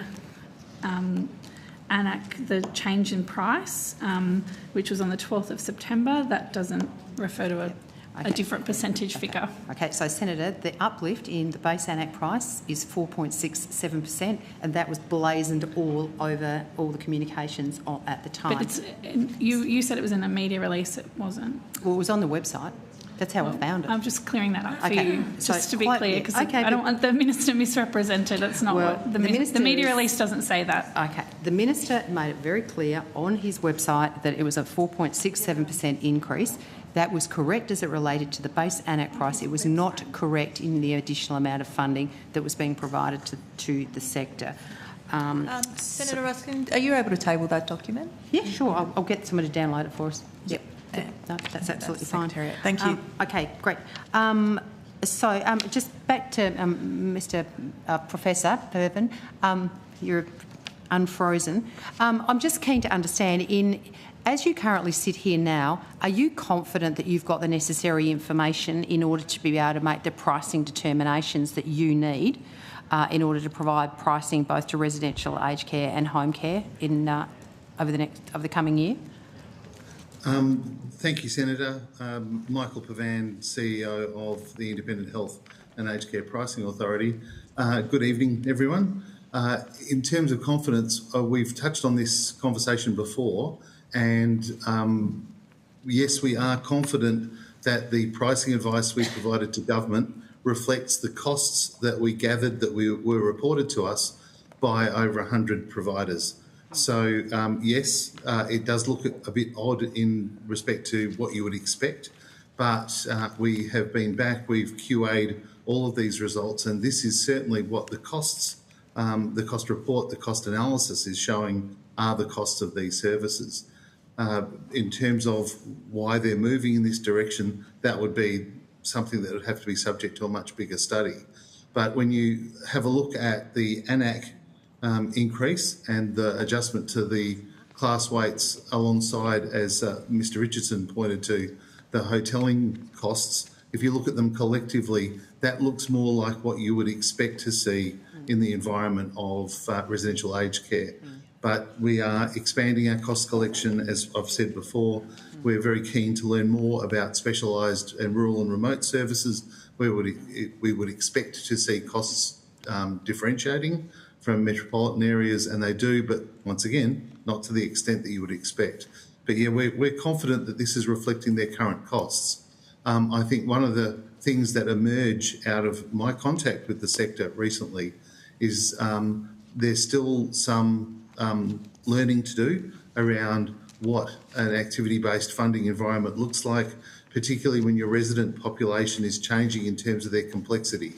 So people who received a particular level of revenue last year because they had some very high ANAC class residents.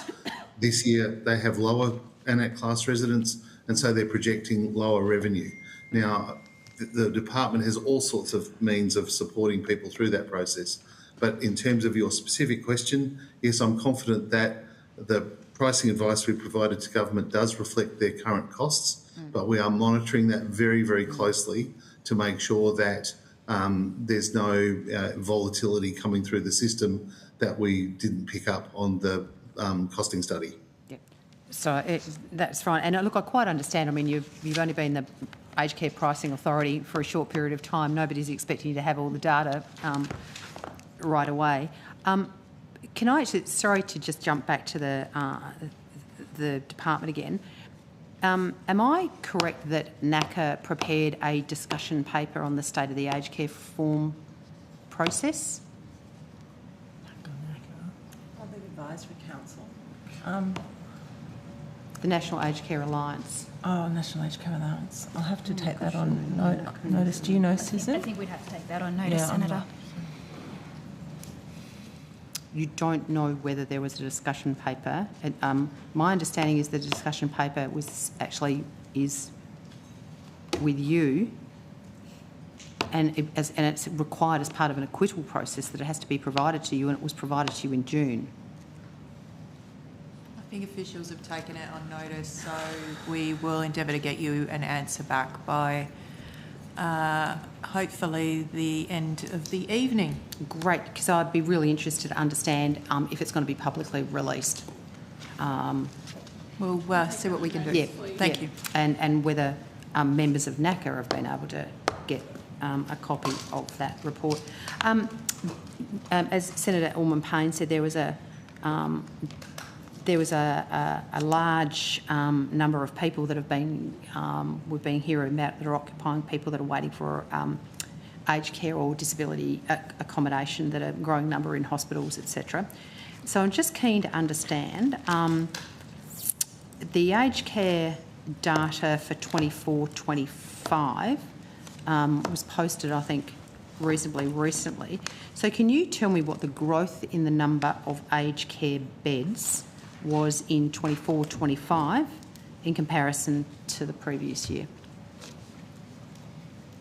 Can I just correct that I am aware of that paper.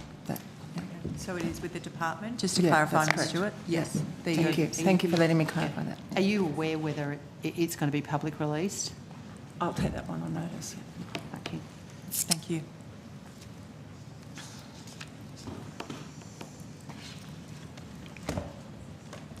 Senator, just your question on beds? Oh, yeah. So what was the growth in residential aged care beds in 24-25? And obviously, and we'd be interested to know what it was 23-24. Certainly. I might ask Ms Evans to comment. Jessica Evans, Assistant Secretary, Market and Workforce Division. Yes, Senator, the growth in residential aged care beds for the 24-25 financial year was 802 places. I would say that on average over the last 4 financial years there's been a growth of 1,800 per year.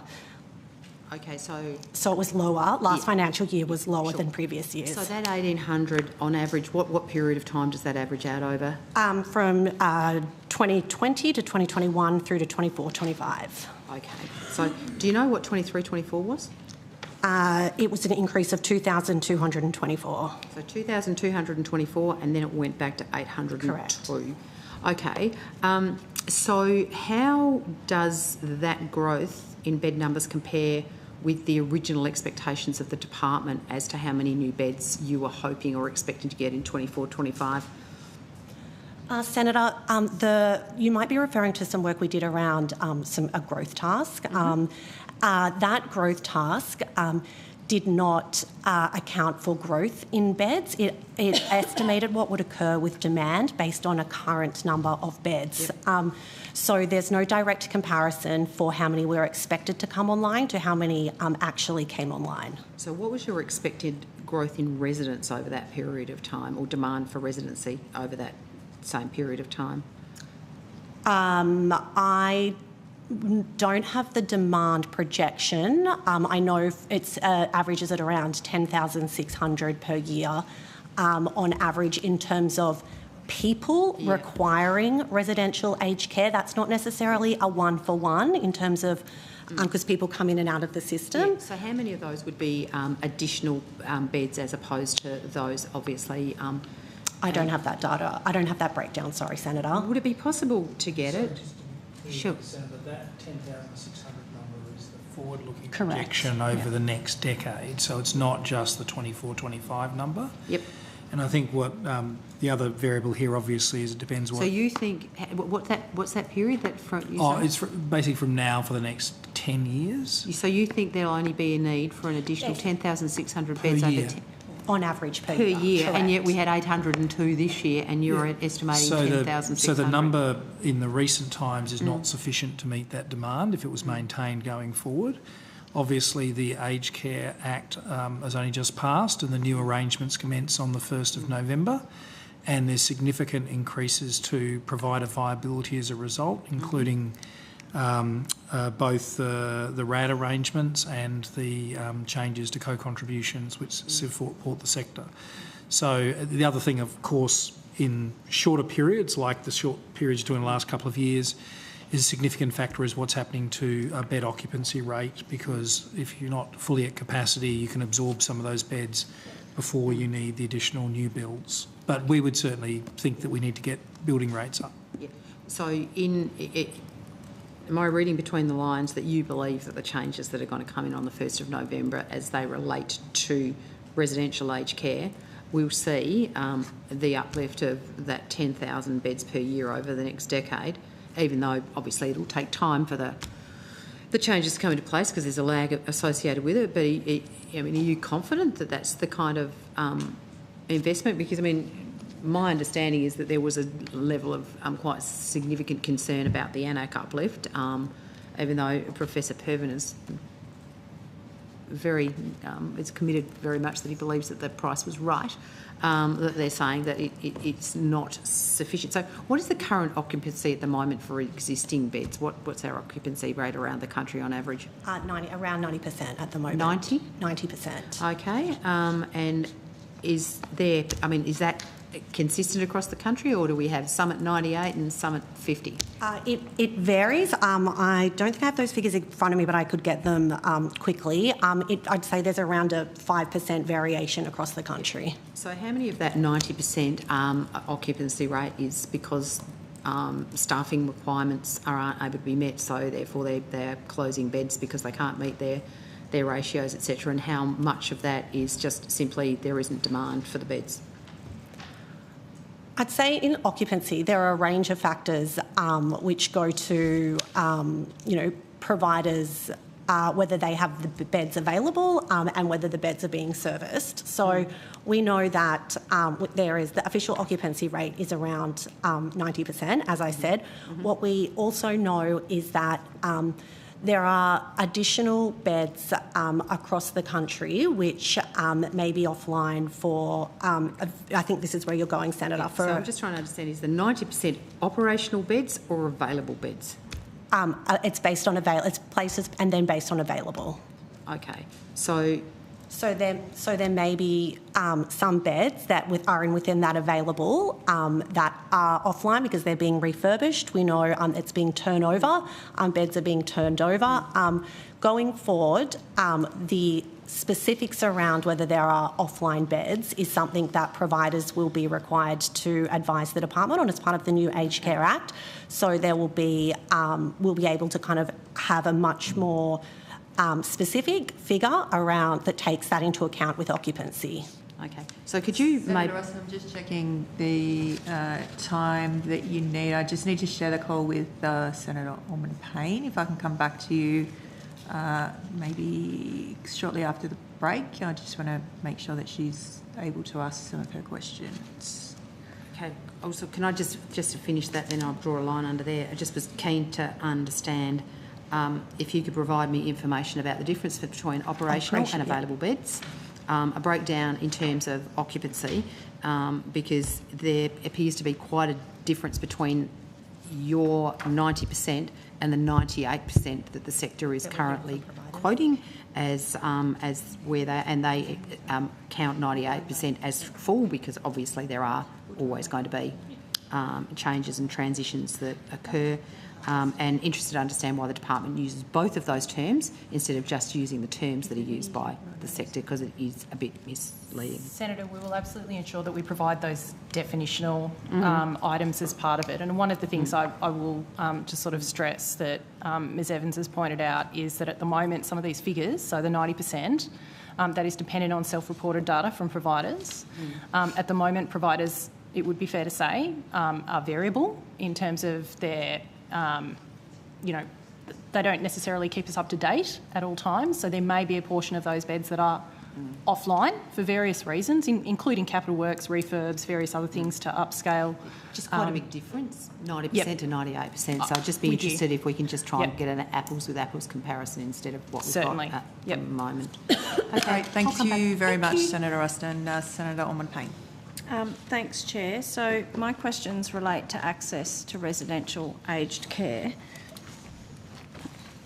The CEO of Uniting New South Wales and ACT raised the alarm earlier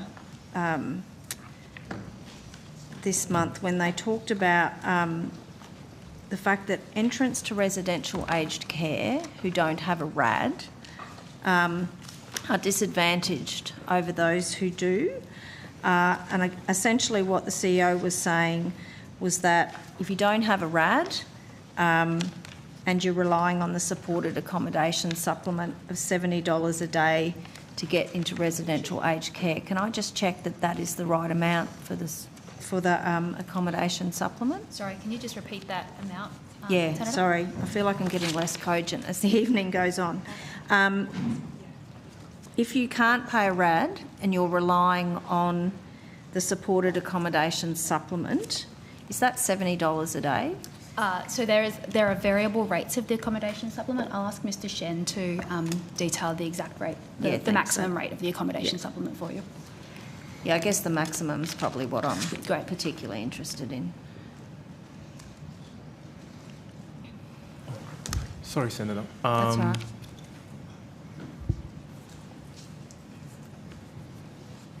right. Mark Shen, Acting Assistant Secretary, Residential Aged Care Division.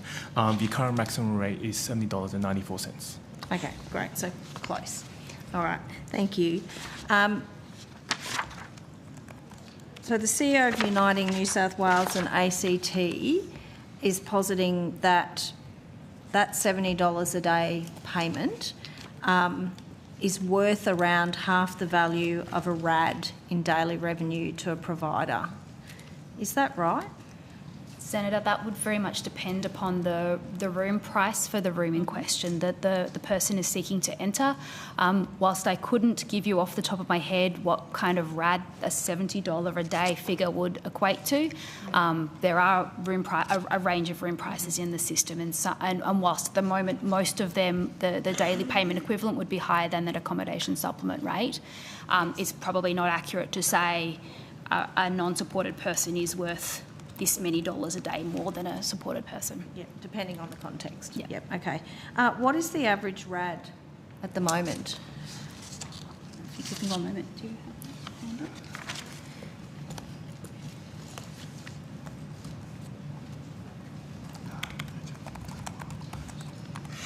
have that? So, Senator, what I can give you is the average agreed price that was reported in the financial report on the Australian aged care sector for 2023-24, and that average price was $451,000. And that was before the RAD cap was raised, though, wasn't it? That's correct, And yes. that went up to, was it 200 or 250? So the cap increased $200,000 on the 1st of January, and then it was indexed again on the 1st of July. So the maximum is now $758,627. There it is, it's right in front of me. Right. So it'd be fair to say that it's quite possible that the average RAD has gone up now if room rates have gone up? It's certainly possible that the average price has gone up. We do know that more than 50% of, and I've only got statistics for this, on advertised prices, because of course an individual has the ability to negotiate the price downwards with their provider. We do I'd know like to meet the people who are able to do that. I haven't met any yet. We do, the statistics in front of me say that slightly more than 50% of advertised room prices remain below that $550,000 price that the maximum was until the end of last year. Yeah. Is there anybody here who could tell me what the daily accommodation? No, that's not going to work. It's all right, I'll keep going. It's late. I guess the concern that's being raised, and one that we share, is that it is very clear that based on the increasing prices of RADs and the daily rates that you're paying based on a RAD versus that maximum $70 supplement, that we're seeing a two-speed system develop. We're certainly hearing from people that people who don't have a RAD are finding it much harder in many instances to find places. Is it fair to say that if you don't have a RAD, so for example if you're a renter, and we're seeing more of those, or a lower means entrance, that a provider is financially incentivised to take the person who can pay a RAD because they're getting a higher rate? It's certainly true that the provider has the ability to to make the decision as to who they offer an available bed to, and that there may be a range of factors that they take into consideration when making that decision. Mr Shen would be able to provide a little bit of information about the accommodation pricing review that the government recently announced that will look at that accommodation supplement rate, though, if that's useful to you, Senator. Thank you, Senator. And maybe when that's due and whether we think there's going to be a significant increase that will narrow that equity gap. Thank you, Senator. So the accommodation pricing, or residential aged care accommodation pricing review is due to be tabled to Parliament by no later than 1 July 2026. A decision to increase the supplement is obviously, there's the review is being undertaken by two eminent persons, and that will be done independently. A decision to increase the supplement will be a decision for government. To the extent that then the review is, I would say, open for consultations right now, and we're hearing from a variety of stakeholders. Can I just make a comment? Yeah. And I acknowledge your perception and observation about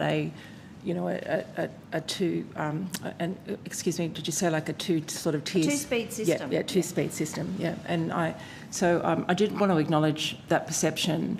I did feel like it was important, though, to say that that is not the system that the government is investing in and that the department is seeking to run.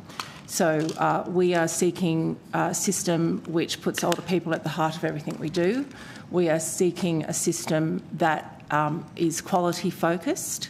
We are seeking a system that is accessible, and we're also reforming the whole journey so that people stay at home for longer in their family and their kin and their community and access a level of services. They can access doctors, they can access everything they need.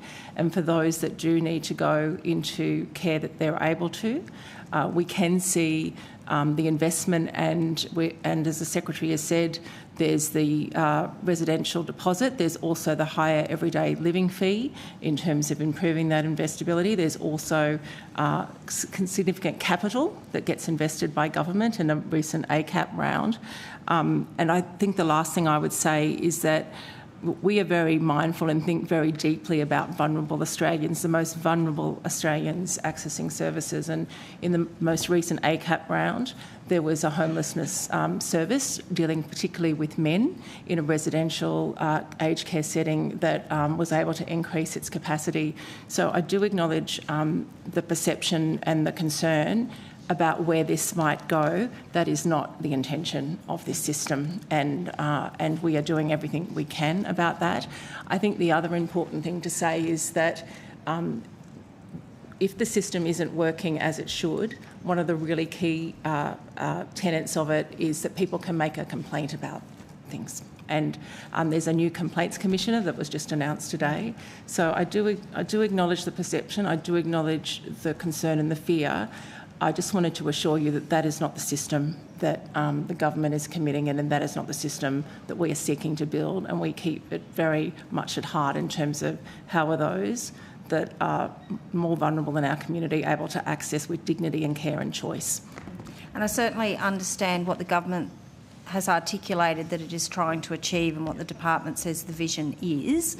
I guess what I'm trying to highlight is we are hearing from people that some people are being given preferential treatment to get into residential aged care facilities because they have the means, and at the moment the way the system is designed and because of the rate of that supplement, that is happening. Absolutely, and that if that's what we want to know about that. Do you accept that at the moment that is happening? Well, I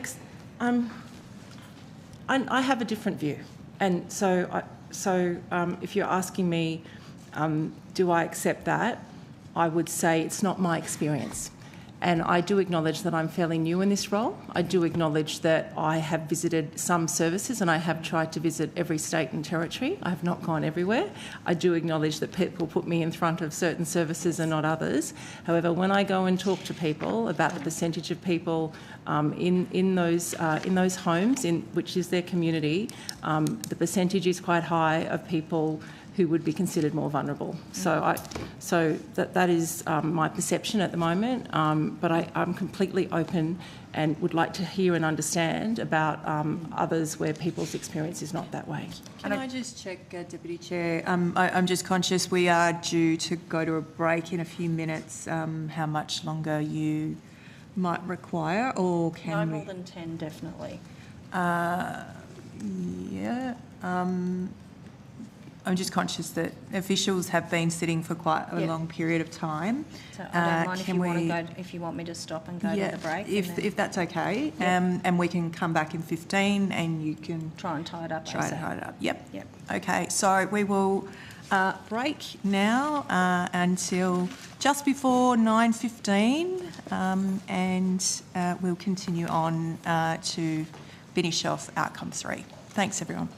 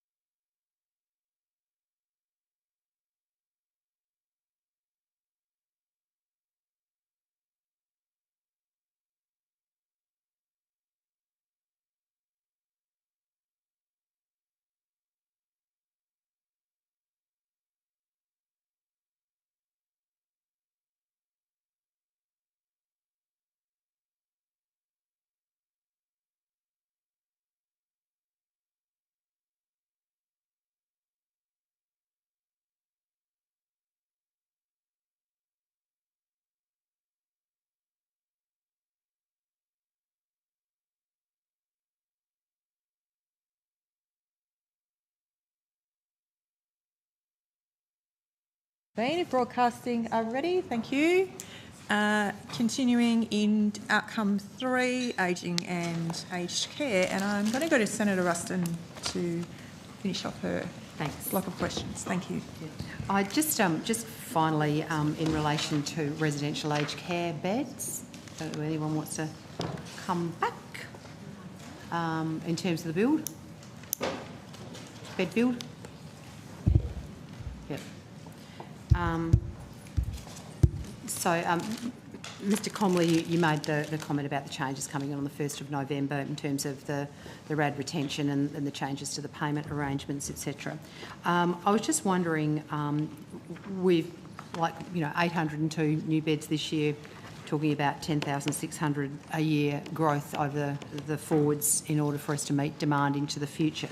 I'm just wondering, are there any other government measures that you're aware of, or maybe the Minister, that will need to be enacted in order for this extraordinarily significant uplift in the number of new builds over the next few years to meet the projections that the Secretary mentioned? Just one comment in response to that question. The number of 800 that was put forward, I can check with the team, but I think that was actually the 23-24 number, whereas I think last year we ticked up to, I think, around 1,600 beds build. And then over the next couple of years, the soundings that we have from the sector within the next couple of years are more like 4,000. So I'm not saying it's closing the whole gap, but they're talking... No. Yeah. I'm just wondering. So obviously we need to wait to see how the sector responds to the changes. Yep. I'm certainly not hearing that there is any great confidence at the moment about putting a shovel in the ground. So you're now saying that that it was 23-24 was 802. It was 24-25 was the 800 additional places. I think the number, Secretary, that you're referring to, we've got some data around what is in the building and development pipeline in terms of beds we expect to come online over the next few years. The 25-26 number is 1,700, so 16 rounded up as 17. So that might be the number the Secretary is talking. And then the year so beyond they're that, already under construction, but they're just not available exactly. yet. Then yes, yet to be finalised in terms of construction. They're not kind of sitting there in a nice building ready to be opened. No, but I mean, like somebody started putting it. Yep, and they have building applications, approvals in place. Yep. So how many of those, of the 802 or the new sort of in progress ones, are being built with government like ACAP funding, and how many of them have actually been undertaken by the private sector? Look, that is, I think Kathy, Ms Millville will speak to the ACAP expenditure and the ACAP funding. The 1,700 that the Secretary spoke to and also referenced 4,000 expected beds in 26-27. We don't have a breakdown at this point on how many of those are ACAP funded projects, but that is something that we're looking to kind of match in terms of data going forward. Okay, sorry, I can't see your Millville, is it? Sorry. Yeah. Sorry, I'm Kathy Millville, Acting Assistant Secretary. Yeah, so given what Ms Evans has just said, just interested in the 802 new places that came online on 24-25, do you have an idea of how many of those were ACAP funded and how many were privately funded? I think, Senator, at this point we don't have a connection between those two figures. We could certainly investigate that offline for you. Yeah, sure. But I guess I'd probably just say, obviously the government does continue to invest heavily in the ACAP program, and basically since 2022 now we've had $951 million invested, and that's, Senator, supporting a total of 211 projects now, Senator. And just for your information, once those projects are completed, that they are expected to add more than 1,000 beds to the system. That's great. Yeah. Well, we were very pleased to get that additional $300 million added as part of our deal. Senator Ruston, just one final comment on the 802. Another caveat that I know we've sort of referenced earlier in the data caveats is that that figure is preliminary. So it does relate to 24-25, but it is preliminary data and does need to go through those data warehouse validation checks that Mr Pugh has referenced earlier as well. Wrong, is it? I couldn't speak to that, Senator, but I'm just making very clear that those are preliminary figures, and we may see some movement. So when do you think you're likely to be able to validate them? They will go through the standard processes, and I understand probably within the next couple of months we would be in the situation they will be reported through standard processes. Yep, correct. Yeah. Okay, thank you very much. And if we were able to try and understand how many of them were actually private sector investment, because I mean the most important thing for us clearly is that there is a bankability of this sector that they're prepared to invest. And I don't know whether the Inspector General is still around, and it may or may not be for her to respond, and maybe it's for the government or the department. So the IG did a progress report in I think it was delivered to government on the 1st of June, and I noticed that the Minister waited to the last possible day to release this on the 4th of September. So I'm just wondering, either Minister or the department, have you actually met with the Inspector General to discuss the outcome of her report? Mr. Comley or Ms. Stewart? Yes. Okay. The Inspector General and I have met. I'm just trying to think exactly when it was, but it was about 3 weeks ago. Specifically about the report? Oh, well, report was mentioned. We talked about other things as well. Yep. Did you... does the government, well maybe this is for you, Minister, does the government intend to provide a response to the findings of the report from Ms Segal-Brown? Well, first of all, can I thank the Inspector General for the report. It's a really important piece of work, particularly as we start to implement our new reforms, but more importantly to, I guess, really keep track of those recommendations from the Royal Commission. I will just check for you whether there's a statutory requirement to respond, but of course we're considering the report and whether there's a formal response or not.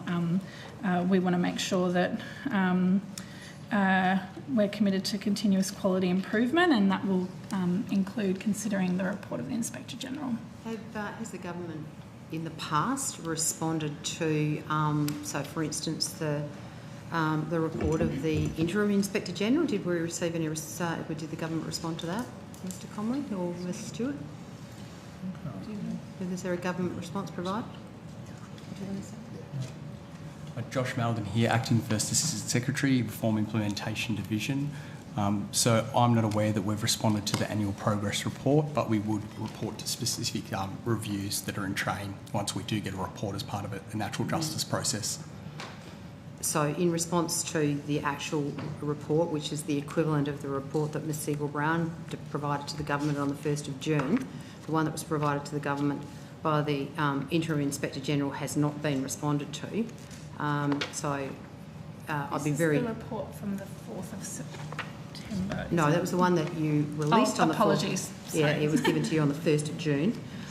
So I'd just be very interested, Minister, as to why the government chose not to respond to the report of the interim Inspector General, and I'd be very interested to understand whether the government's intending to respond to this significant piece of work that Ms Segal-Brown delivered to the government in June, and if so, when we'll be seeing the report, and if it was possible for us to be able to see that report, or see the response to that report by December when we're next back, because I'd be very interested to talk to the Inspector General about her views about the response the government has to her report. I'll take that on notice for you, Senator. Yep.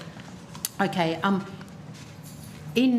just sort of interested that we've today we've traversed the issues around home care packages and the incredible blowout in the wait times and the wait list.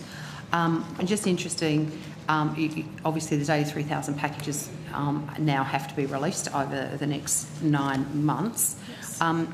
And so in terms of the 30,000 packages that Senator Orman-Payne was speaking to you about, is there provision, or is the government committed to the release of at least 30,000 new packages in 25-26? Just wait till officials come to the table about the delivery of the packages. packages. Sorry, Senator, Mr Pugh will answer, but we're in 25-26, which is the period that... Oh, sorry, 26-27. My apologies. Yeah. Doing as well as you with how many builds there are and when they were built. Senator Ruston, can I just get an indication? One question. One question, great, and then we can move to... Yeah. Sorry, Assistant Secretary Access and Home Support Division. So, as I said previously, government allocated 300,000 new places over the next 10 years to 2034, 35, and so that is 30,000 a year. But you've already missed, if it's 34, 35, you've already missed 24, 34, so you've already missed 24, 25, you've missed 25, 26. Are these 83,000 packages included in that 300,000? Yes.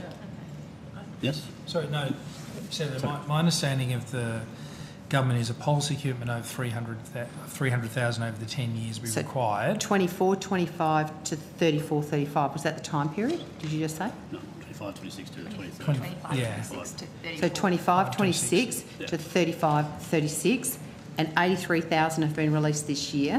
So that means there's only 22,000 or 25,000 going to be released per year on the subsequent years. I think the point... Sorry, go ahead. Sorry, there you go. So I think it's the 10 years inclusive of this financial year, so 25, 26. So the 83,000 are in the 300,000? Yes. So the original commitment was to reach 600,000 or policy commitment by that period.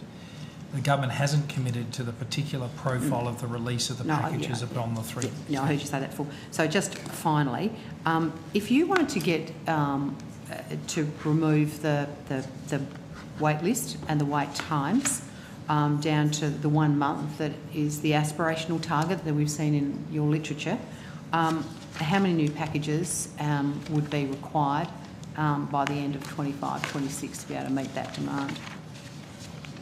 I don't think we have that figure in front of us. I'm more than happy to take that on notice, though, Senator. Fantastic. Thank you. Thank you, Chair. Thank you, Senator Ruston. Senator Orman-Payne. Thanks, Chair. OPAN reported this week that residents are being refused access to residential aged care because their needs are too complicated. They've said that that includes people with dementia or even just people who are smokers or overweight. In other words, providers are discriminating and choosing residents who are either cheaper or easier for them to look after. And one example that OPAN provided was an individual who'd been rejected by 21 facilities. Interested to know what the department's response is to what people are meant to do in that situation when providers are refusing to take them. Trish Garrett, First Assistant Secretary, Service Delivery Division. We are aware that that does sometimes occur. I guess one of the things that is important is that providers are able to make decisions around the people that they take on, but based on the type of care that that person needs. And so they're trying to do an important piece, which is about matching their available services to that person's needs. It is one of those issues that has been reported before. OPAN have raised it before. It is certainly something that we don't think is good or should continue, and we continue to try to work towards that not being the case. Is there tracking of aged care refusals? So is there a mechanism for determining how often aged care service providers are refusing care to people? No, there isn't any tracking like that. Is the department doing any work in relation to this issue to try and prevent it? Not specifically, but there is a range of programs that are underway that are attempting to uplift the capability of providers to look after a wide range of of people and people with, different clinical needs or different sort of behavioural needs. So those programs are in place now and will continue. I do know that the Commission also has programs that look at supporting providers in some of those higher needs or more complex scenarios. The Commission, and sorry, the other really important thing with the Commission is the Complaints Commissioner, in terms of if individuals are feeling that there are decisions that are, they complain about a whole range of things, but that would also be a source of our opportunity to track that in terms of individuals coming forward with those concerns. And I should say that we do thank OPAN for their report. They're a really important stakeholder and advocate on behalf of older people, and a good relationship that we have with them. Is this a sign that a profit-driven care system is failing people? Because I'm trying to imagine an instance, for example, where a public hospital would refuse someone because their level of need was too high. I think I would refer to the comments that I was making previously about choice and dignity and care and quality and respect, and that is a system that we are building with the safeguards that are necessary in that. So that I would refer to my previous response around that. Could I maybe put a couple of questions to the Inspector?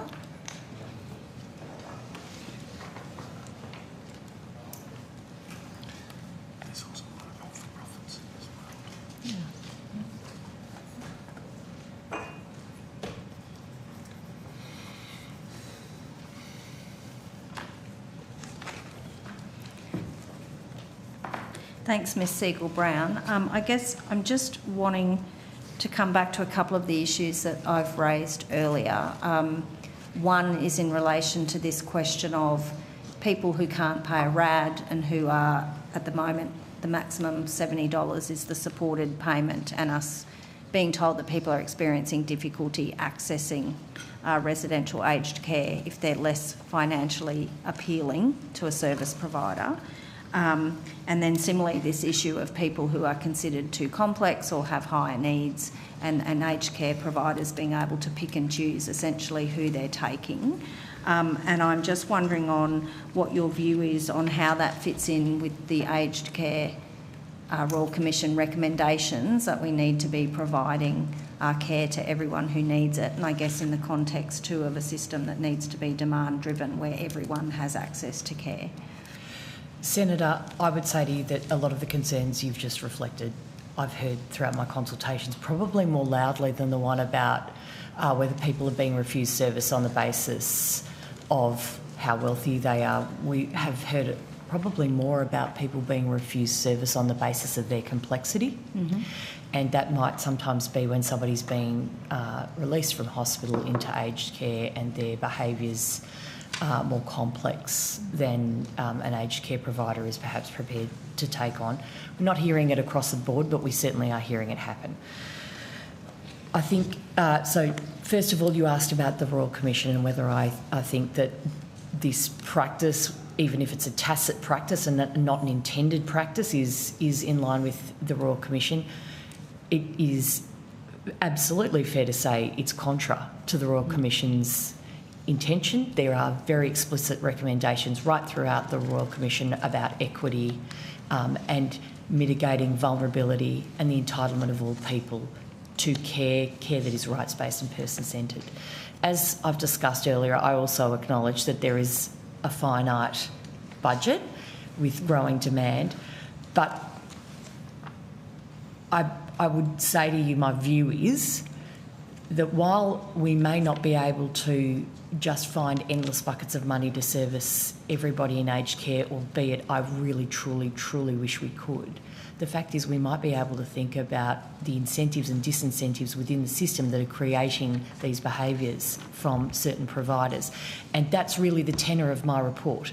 We have set a really noble compass And there's still a distance between the compass and where the system is now, and we do need to think how we've geared the incentives and disincentives around certain behaviours.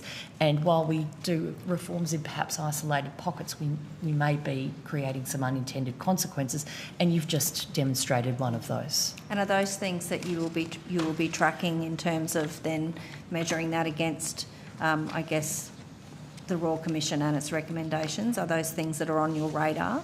Yes, absolutely. So as part of the consultations that we did on the progress report on the Royal Commission, the key question we asked people was, we've got this vision that's been set by the Royal Commission, and we've got 148 reforms that we've kind of treated as equal to each other, but we haven't necessarily sat down and said, what's the theory of change here that's actually going to deliver on that vision? How should we sequence some of these reforms, etc.?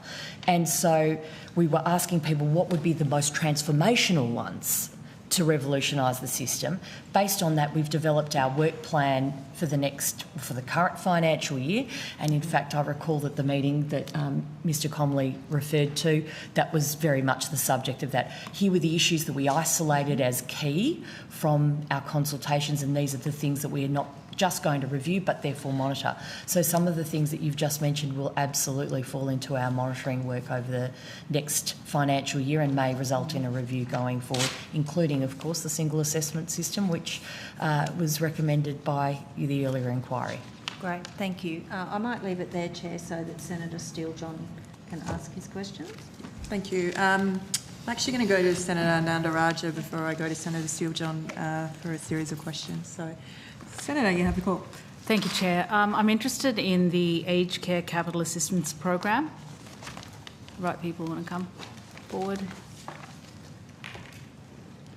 So obviously we're interested as a government in building more aged care beds now, not just into the future, and we've heard a lot of discussion about possible predictions around demand into the future, but I'm interested to know what we're doing now through this program and how our current grant round compares to previous grant rounds. Thanks, Senator. Cathy Milful, Assistant Secretary, Market and Workforce Division.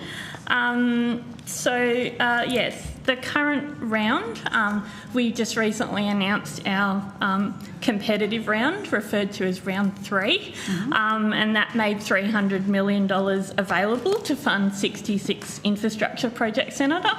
So that actually was the largest round to date. The one before that was $250 million. And I believe, in terms of a single round, that's actually a record investment. So basically, as a result of that round, Senator, we hope we have at least an additional 315 beds that would be created once those projects are finished. Importantly, too, this round ensures that there's $87 million going towards 12 projects to support specifically Aboriginal and Torres Strait Islander people to improve access to culturally safe services. So that's a great outcome. It is. And I'll probably just call out one other specific one, which was a record investment. We've invested $51 million as part of this round in a new 94-bed residential care home in Broken Hill, Senator, to ensure service continuity. And I believe that's actually the largest ACAP grant individual one that we've ever had. That's fantastic. And I've got a list here of all the grants around the country. There's quite a few in Victoria, but these are dispersed all around the nation by the looks of it. That's right, Senator. So, so all around the nation, with different percentages, which we look at. But basically, we have an assessment committee that considers all the applications and basically takes into account, the greatest need when we're recommending to the delegate which projects to actually support. Are there any innovations with respect to design of these homes and facilities that might be more tailored to the needs of older people and maybe even co-designed with them? I think, Senator, certainly as part of the grant guidelines for ACAP, we basically expect that now providers would put forward designs that are consistent with the recent, design principles. So we want to encourage that dementia-friendly, home-like environment and that sort of small-scale, infrastructure that we, believe is preferable moving forward. So don't have any, these things take time, obviously, but we'll keep monitoring, how, I guess, ACAP is delivering in that space. But it's certainly one of the reasons we'd prioritise applications that sort of deliver particularly that home-like environment. Do the grant guidelines preference dementia-specific design, or do they incentivise that? Basically, I think they have to be taken into account. It's not essential at this point, noting they're still principles, but basically I think the key thing you'd find we'd prioritise is sort of, applications that really improve access to services in thin markets. We're also interested, in improving access to quality care, and that would include that dementia element, Senator. And probably the other important part of ACAP moving forward, I think, is obviously we also deliver funding to support the building of staff accommodation. And so where we have applications that provide for that, and that will help address some of the staffing challenges that we've been discussing throughout the evening. Is that particularly in regional areas and remote areas? So ACAP, generally speaking, is focused on non-metropolitan areas, but we also deliver, it's thin market focused. So that's generally regional, rural and remote, but it can also be, for example, our specialist Aboriginal and Torres Strait Islander and homeless. I think, as Sonia, Deputy Secretary, mentioned earlier, homeless services is another category where even if in a metropolitan area, we would consider it a thin market, and therefore, that would be a worthy project. So projects in a metropolitan area that serves a particularly vulnerable or underserved group, like homeless Australians. I understand there was a project in Perth can you just tell us a little bit about that one? That's right. So I think it's actually the day before we announced round 3, the Minister also announced that we've invested a further separate $30 million, and this will build a new 80-bed home in East Perth with a provider, St Bart's, that specialises in delivery of specialised home care services to homeless people. And this project actually is designed to ensure they can include older women in particular with a history of homelessness. St Bart's will contribute a further $16 million to the project, so it's a partnership, and it will ensure there's 80 rooms available across 7 levels with dedicated floors for male and female residents, and also some culturally inclusive common areas. So it's a good example, Senator, of a place where ACAP has been used in a metropolitan region of Perth, contributing more beds in that area that are much needed, because it's sort of still considered a thin market, if that makes sense. Absolutely. Thank you. No worries. I don't have any further questions, Chair. Thank you. Senator Steele-John. Thank you very much, Chair. My questions will be to IHACPA in relation to the report written by the authority on NDIS pricing. I'll just give them a moment to get to the table. He's there. Oh, I'll turn on the computer online. Fantastic. Okay. Chair, can I just check, and this may have been already pre-arranged, disability is tomorrow. Is it just that IHACPA is coming just this evening and not tomorrow with the rest of the disability outcome? Yes, that's my understanding. Okay, sorry. Yes. Just checking. Yeah, thank you. Sorry, I haven't pre-arranged, just for clarification. So I am listening very carefully to the content of the question, of course, of where it falls into. So I just want to make that clarification. Knows that too. Like, there's limited. No, I answers know. we can give you, but this is I haven't stayed till 9:45. Right. So I don't know the content of the question, just to put on the record, Secretary, that I am listening very carefully, and will be guided obviously by the officials about whether we can answer this question here or it is more suitable for tomorrow. I'm sorry, Senator Steele-John, I'm still talking. We can work through that, whether it's in the relevant place. And to be clear, if it's more efficient for Professor Pavan to be here tonight and not tomorrow for this, then I can see the logic of that. I'm sure he won't mind. I'm sure there are going to be plenty of questions tomorrow, Professor. So, Senator Steele-John, I will hand you the call. Thank you, Chair. Thank you, Professor. Can I confirm the date that IHACPA provided the report to the Minister? Michael Pavan, CEO of the Independent Health and Aged Care Pricing Authority. Thank you, Senator. You're going to have to let me check on that. It was late last year, and I wasn't actually expecting a question on this tonight, so I can't remember the exact date, but it was in November last year. In November last year. If you could take on notice the precise date, that would be fabulous. Thank you. Happy to do that. Did the report contain recommendations for Cabinet? Yes. Thank you.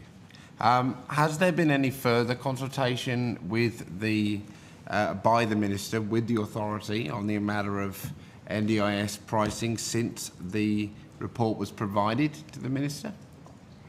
We received written notification that he'd received the report and was considering it late last year. Late last year. Could you give me that date on notice as well? Thank you. Now, the report stated that, and I'll quote, the number one concern raised was how pricing doesn't reflect the reality of delivering services, especially in remote areas for people with complex disabilities, end quote. My understanding of this finding is that pricing is often too low for therapy supports provided in remote areas and for people with complex disabilities. Is that correct? Senator, I'm not trying to be evasive, but the nature of the report was that it was a report prepared on request from the Minister under our legislation. It is in fact his report and not mine. And at this point, I'm unsure of what the protocol is as to what I can or can't discuss in it, given that the report has not been accepted by government, approved. I don't know if it's been presented to Cabinet even. As far as I know, the Minister is still considering it. So it's a report for the Minister and it belongs to the Minister. I'd have to take advice as to the extent to which I can even answer the question. Can I clarify for you, Professor? I do know that you're unable to go into detail about the recommendations of the report. I'm quoting from the publicly available "What We Heard" section of the report. So I'm confining my questions to that in this line. So I'll just try again. The quote from the "What We Heard" piece is. The number one concern raised was how pricing doesn't reflect the reality of delivering services, especially in remote areas and for people with complex disabilities, end quote.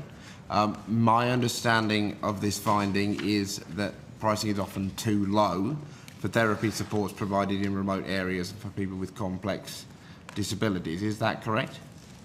That's my understanding from the feedback we received during the community consultations, yes. Thank you. The report also states that pricing is impacting on safety and quality of supports, particularly partly because there often aren't funds available to invest in staff training. Can I please clarify again that this is because prices are too low? That's the feedback that we had during the community consultations. As you've pointed out, the title of the report is "What We Heard," and you've just repeated some of what we heard. So the responses and feedback that we had during community consultation didn't go into a stage of validation with NDIA and other organisations. This is literally just a feedback document to all those people who contributed during the consultation that we undertook. Okay, thank you. And as I said, I'm aware that that you're unable to provide the report in full or in part, or go into detail about the recommendations of the report, since the Minister has said that it is Cabinet in confidence. But based on what you've published publicly and what was heard in the consultation, is it fair to say that the NDIA making the decision to lower prices for some therapy supports and reduce the travel allowance isn't really aligned with what the report found? Yes, I think I could say that it's not aligned with the feedback that we had from the communities. Thank you, Professor. And one last question. You very proudly, on the second page of the report, talk about the extent of consultation with the community. Some 750 people engaged across Australia, some 35 in-person and online workshops, and some 445 plus submissions. What was the total cost of the of doing this consultation work and the report overall to the authority? I'm afraid I'll have to take that question on notice as well. Okay. Thank you very much, Professor.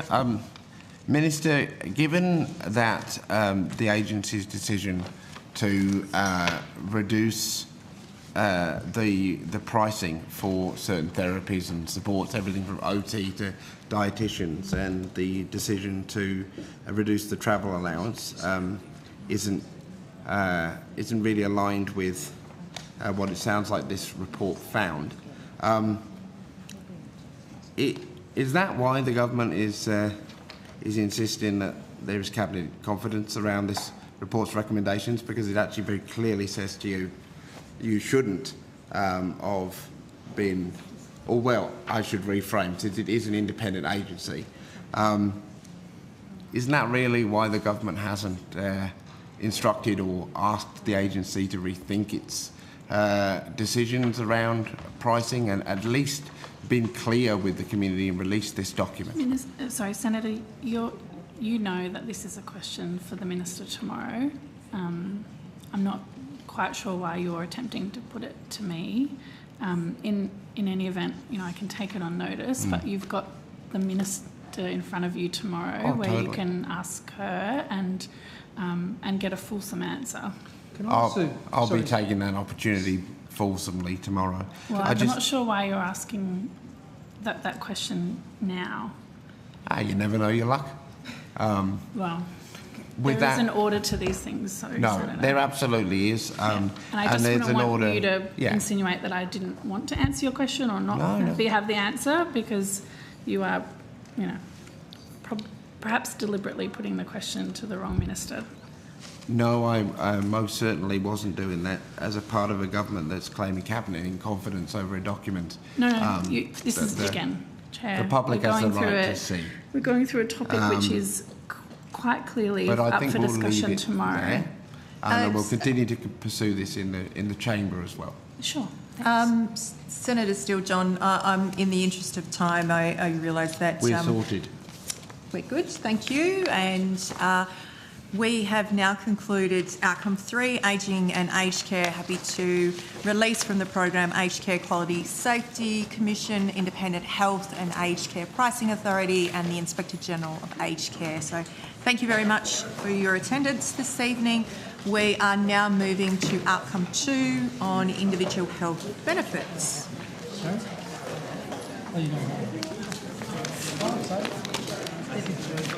Can we just suspend broadcasting?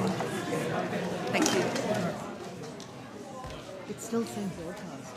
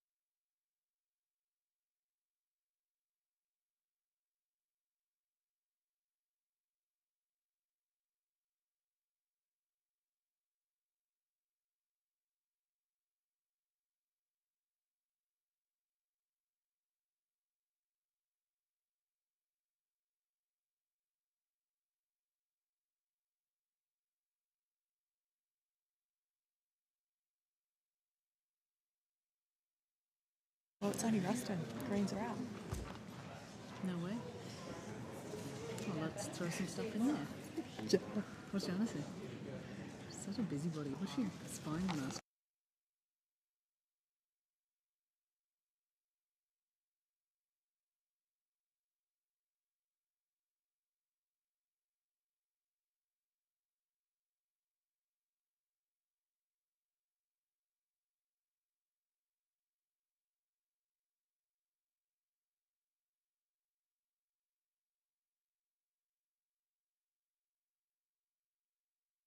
Officials from the Department of Health, Disability and Ageing in relation to outcome 2, individual health benefits, the Australian Digital Health Agency as well. And I will go to Senator Ruston for Thank you very much. So as we discussed this morning, I said I was going to ask bulk billing questions tonight. So I'm just keen to understand, on the government's Stronger Medicare website, it highlights that not all GPs bulk bill all patients, and if the GP doesn't bulk bill, patients will need to pay. Will this advice remain valid after the 1st of November?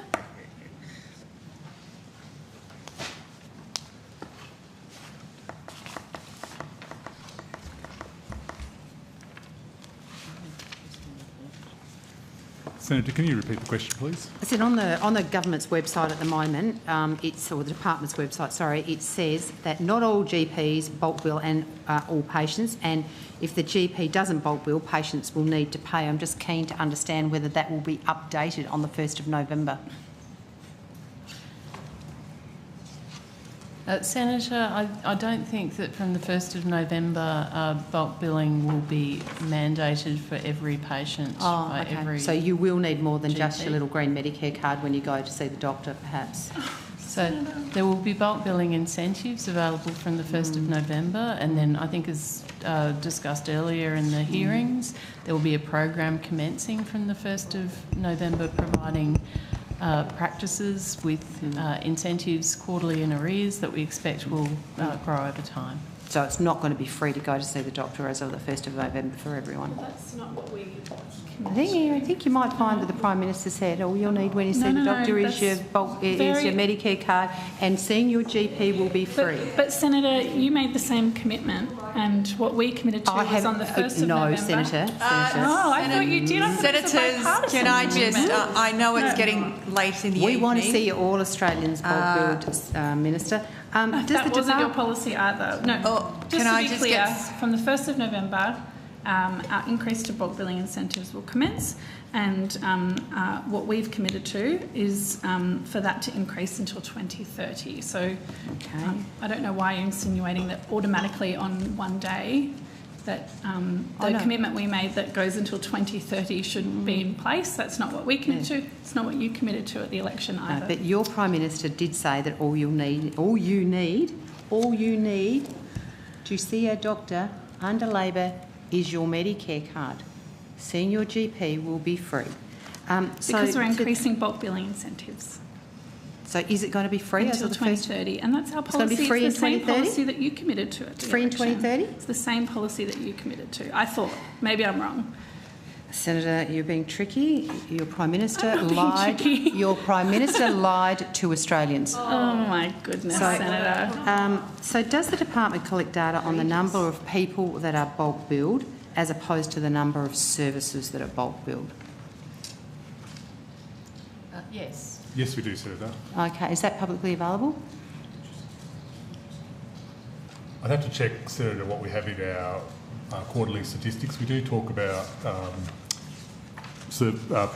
numbers of people that were bulk billed 100% of the time. So I don't know that we call out the actual numbers of people, but it is something data that we do have. So I'd just be really interested in seeing the data, because we often hear about the number of services that are bulk billed. Just interested to understand how many people are bulk billed. So how many times you present to a GP, you are fully bulk billed. If we could get that information, that would be great. So based on the most recent Medicaid data that you have, what is currently the average out-of-pocket costs for a GP attendance? level B GP attendance? There are different GP attendances. Well, there's obviously going to be one for the whole lot. You can give me level B, given it's the most common consult. So, Senator, at the end of 24-25, the average patient contribution per service for general practice was $49.14. Okay, thank you. Sorry, I know, I'm sure you know this, but just in case others are watching, that's if you're billed. Obviously, the average is lower when you're taking those fully the bulk billed. And the majority of people, of services, I should say, are bulk billed and do not have a cost at all. Okay, so, but the average out-of-pocket cost when you see your GP, it just said is $49.14. If you face an out-of-pocket expense. Yep, okay, exactly. But we don't know how many people face an out-of-pocket expense because we're waiting for Mr McCabe to get me that data. So when does the department envisage that out-of-pocket cost will be down to zero? So, Senator, I think we probably need to explain the way that this average is calculated. In fact, it will probably go up as more people are bulk billed, because we will have outlier GPs that are bulk billing that are charging higher out-of-pocket expenses, and if they continue to do that, the average for those subset of patients will be higher for a period of time. Okay, for a period of time. Okay, so in relation to this 2030 time frame that's been put in place for the bulk billing rate to be at 90%, not free. So we're sitting at the moment about 77.8%, is that correct? I think the number at the end of last financial year was 77.9 for the whole of last financial year. 77.9. So what is it at the moment? Do we know what it is today? I could see if I've got it handy, or check with my colleagues. Senator, we try and provide statistics on a consistent basis, Yeah, sure. which is over the course of the sure. year rather than a month. Yeah, no, that's absolutely fine. But I mean, if you've got it, so the measures that have been proposed to be put in place that are to get the bulk billing rate to 90% are the measures that were announced as part of the package that was announced in the election campaign that are due to come into effect on the 1st of November. Are those measures predicted to get the bulk billing back down to up to 90% by 2030? Is that the premise here? So they come into effect on the 1st of November? That's right. Yeah. So why are you expecting it to take from the 1st of November 2025 to 2030 for these measures to have an impact? Why wouldn't you expect them to be taken up more quickly than that? So, Senator, when we modelled this significant investment, we looked at what happens historically in Medicare when governments make interventions around bulk billing. And we had a similar issue with bulk billing back in the early 2000s, where the then Howard government had to make a significant set of measures to try to increase bulk billing. It took 4 years for GPs and GP practices to take on board all of those measures and roll them through. And so we expect that kind of behaviour will occur in this instance as well. So we're sitting here at 77.9, I think you said, for the rolling average, and you're talking about 90% in 2030. Clearly, in the modelling of that, you must have some sort of trajectory. So could you give us the modelled figures for what the bulk billing rate will be on the 30th of June 2026, 2027, 2028, 2029 and 2030? So, Senator, the way the program has been modelled and the key objectives for the program actually don't talk about bulk billing increases in those kind of periods. What we actually looked at is what we expected to occur in terms of numbers of practices that would enrol in our bulk billing program, and there's, I think as evidenced earlier, 4,800. Of those, I'll come to those in a minute. Of those, 3,600 are expected to occur in the next 2 years, Senator. Okay. So you've got a bulk billing rate of 90% in 2030. There has got to be a trajectory from here to there. What is it? Senator, at page 25 of the impact analysis that was prepared to support consideration of this measure, we have objectives, success factors and metrics and targets that have been published there, and that was what informed the government's decisions around these measures. Are they available? Yeah, it's published on the Department of Prime Minister. So could you tell me then, if they're published and you've got them in front of you, Ms Shakespeare, what is the bulk billing rate anticipated to be in 26, 27, 28 and 29? It didn't have that each year. There is 87.8% of GP NRA services would be bulk billed by the 28-29 financial year. 3,600 GP practices would sign up to the clinics program over the first 2 years of the measure. We had other targets in there as well. But you don't have any targets? That's part of the impact analysis prepared and published for this measure. Sure. So you're telling me you don't have any bulk billing targets until after the next election? This was what was prepared in the impact analysis to inform government's consideration of the proposal. So, but you have got, from what I understand there, you do have the number of fully bulk billed practices that you are expecting over the forthcoming years. So do you have those figures for 26, for 27, for 28, for 29? Success metric target in the published impact analysis is 3,600 GP practices sign up to the clinics program over the first 2 years. Okay. So behind those metrics, obviously, been a whole heap of work has been done. Is there any further, more granular detail in relation to the bulk billing rates and the number of GP practices who will sign up to the bulk billing incentive year by year? Because clearly something has informed those metrics.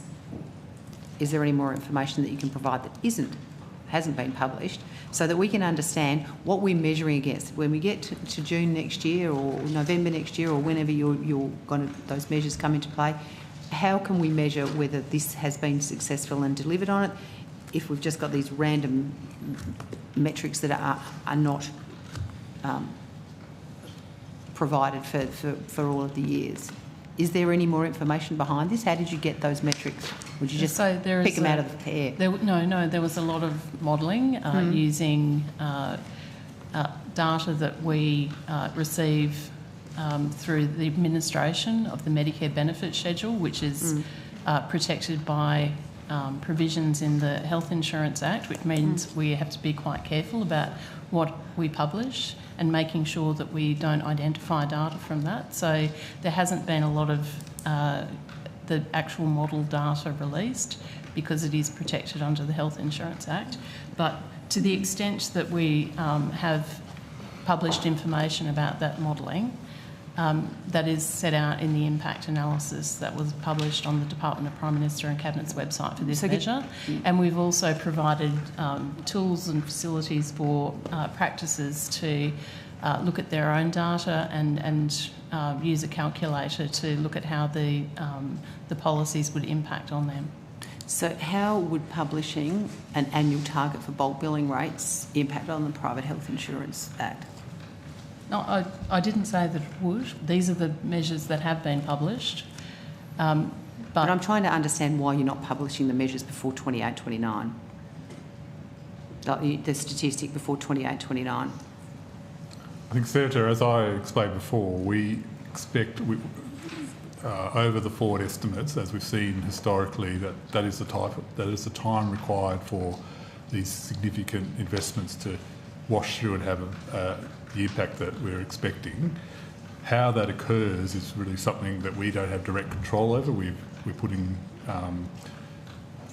government's putting investment into this space, but we're working with every practice and GPs to get them to take this up at their... I get that. I just don't understand why we don't, if you've done the modelling to come up with these figures, I don't understand why you can't give me more granular detail on it, because I would contest, Ms Shakespeare, that the information that I'm asking for is not going to be in any way breaching the Private Health Insurance Act.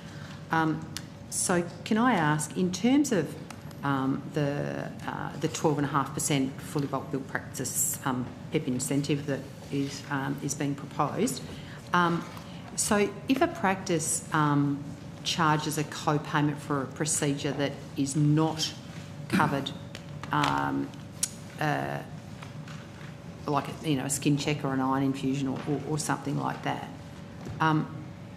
So if they charge a co-payment for that, are they still eligible to be a practice that's fully 100% bulk billed and getting? Yes, Senator. So the program was designed around consultation services, which is the majority of services that GP practices do for patients. So a patient who goes into a clinic is actually technically won't be fully bulk billed for the purposes of the fully bulk billed incentive. So I could go into a practice that says I'm 100% fully bulk billed and they'll be getting the 12.5%, and yet I could still quite reasonably cop a co-pay for some things.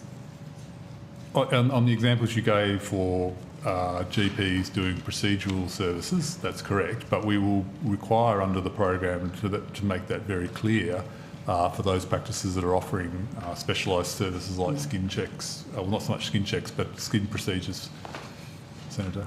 Okay, so, all right. Now, I think you answered this to Senator Pocock this morning around the ACT, but in terms of the, you've obviously got a registration of interest or a registration for information out at the moment. How many practices have expressed an interest in being fully bulk billed so far? Senator, is this for the ACT specific? No, not the ACT specific clinics. They're another story altogether. No, for those clinics that are, you've got a registration out at the moment for GP practices who would like to consider to move to the 100% bulk billing for the 12.5% PIP payment. How many clinics have so far registered an interest? An expression of interest process, yes. Mr. Roche. No, not the expression of interest process. It registered an expression of interest. I mean, you could ask for information about it, but how many have actually expressed an interest in wanting to join? Yes, that's the process. Yeah. An expression of interest process has recently opened, but Mr. Roche will give you the figure. Yeah. Jo Rocher, Assistant Secretary, My Medicare and Bulk Billing Clinics. As of this morning, the latest figures are over 900 practices have expressed an interest in the program.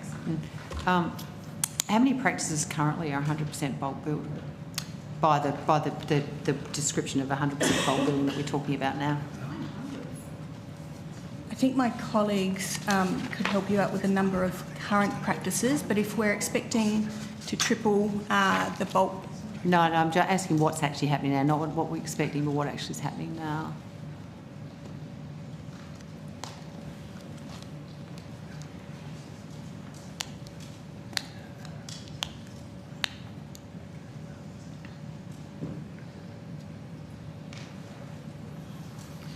Senator, when we did the modelling for this measure, there were sort of between 800, 850 practices that did 100% bulk billing. Okay, so have you got any correlation between the 800 or so and the 900 you've got as to whether they're the same ones or they're different ones? Yeah. We haven't undertaken that analysis, Senator. Okay, so it could quite reasonably be that the current bulk billing clinics are the ones that are expressing the interest in the up payment. Just quickly, just trying to understand, at the Press Club recently, the Prime Minister said, and I quote, "In last year's budget, we tripled the bulk billing incentive for concession card holders, and what this has done is lift bulk billing rates well above 90%. In May 2022, the bulk billing rate for under 16s was 94.3%. So just interested, yeah, that was under us. So I'm just interested to understand how, if it was 94.3%, that we're crowing about lifting it back over 90% when it was already 94.3%. So, Senator, probably a couple of things on that. The bulk billing rates coming out of the COVID pandemic across the board, across all parts of the population, were very high.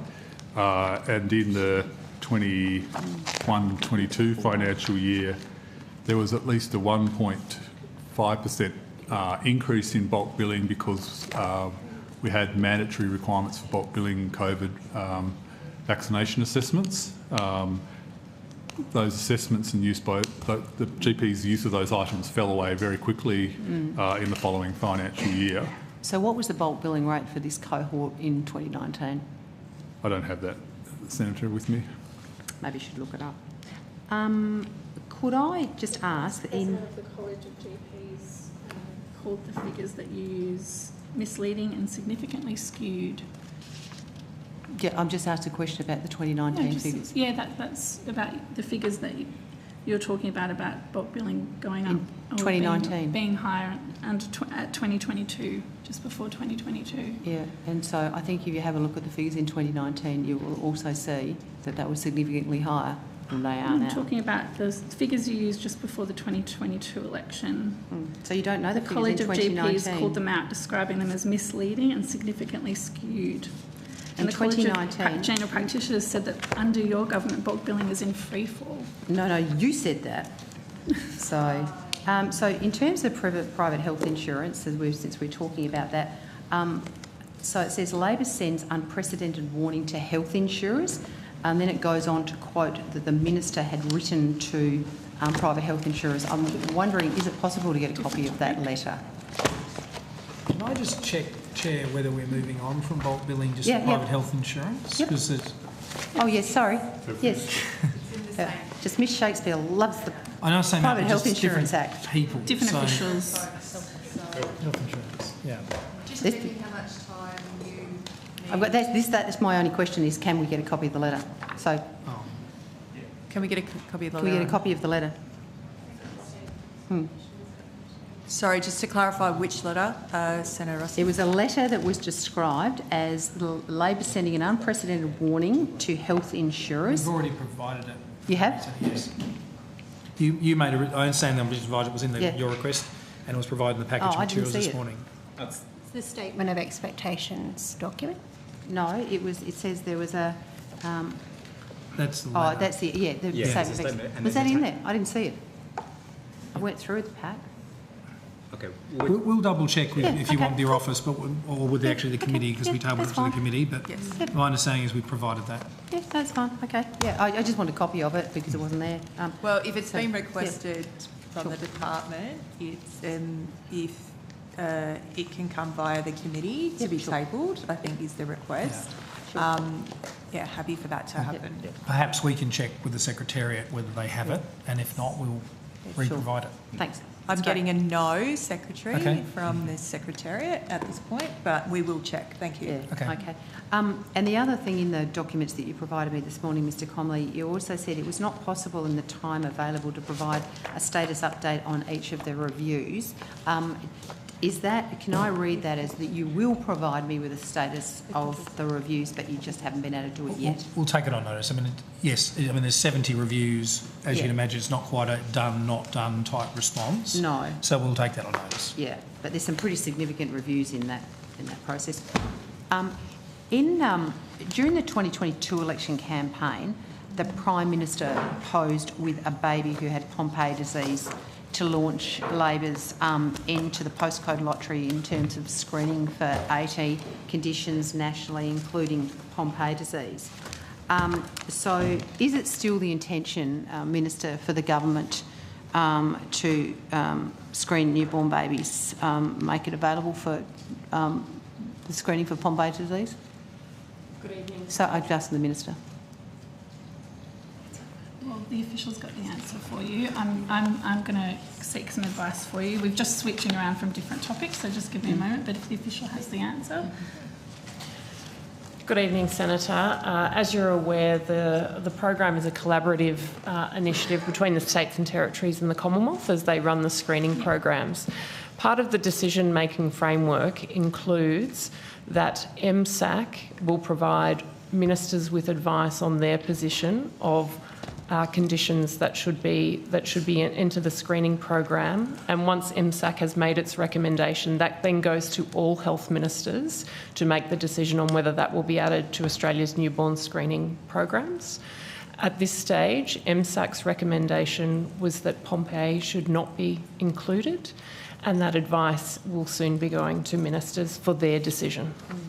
So, Minister, has the Prime Minister got any intention of apologising to the mother of that child and the mothers of other children in Australia that have Pompe disease when he promised in 2022 that he was going to end the postcode lottery, holding this baby, and now, through a process of the department, MSAC have made a recommendation. So be interested to understand whether the government is intending to keep its promise and overturn the MSAC, or not accept the MSAC determination, or is the government going to walk away from its commitment in relation to Pompe disease? No, we are going to deliver on our commitment.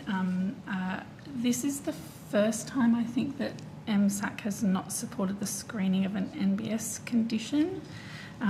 So the process that,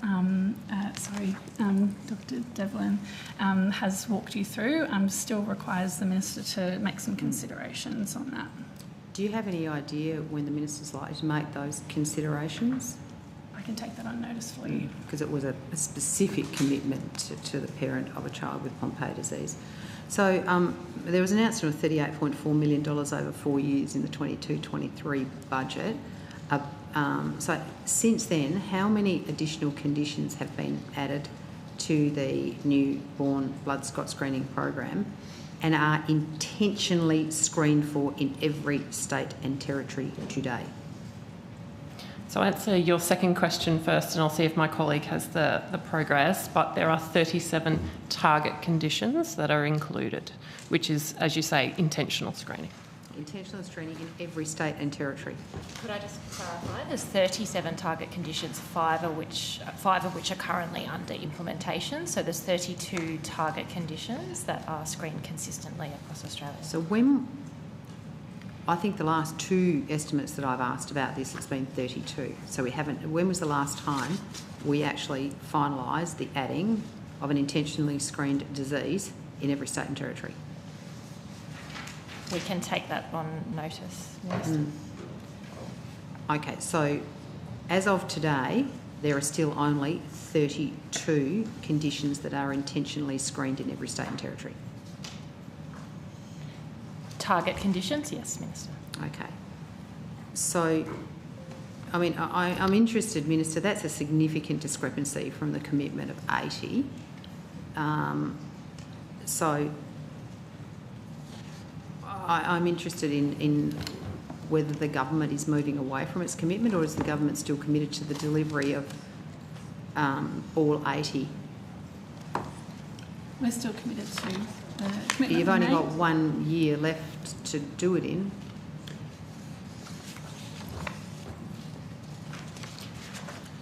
Senator, I'm happy to provide additional detail about the notion of the 80, because that is quite often referred to, and I appreciate that. Well, it's only quite often referred to, Ms Devlin, because that's what the Prime Minister made a commitment to in the 2022 election.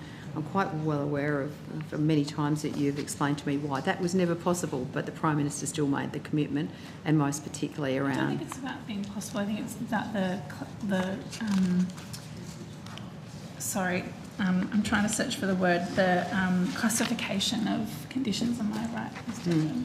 Yeah, no, we quite, and Mr. Dr. Devlin has, we have done this back and forth a lot. So I certainly understand the situation. I'm just trying to understand, a commitment of 80 was made, and it appears like a commitment of 80 could never have been delivered in the context of how it was promised. Just using different terms, I think.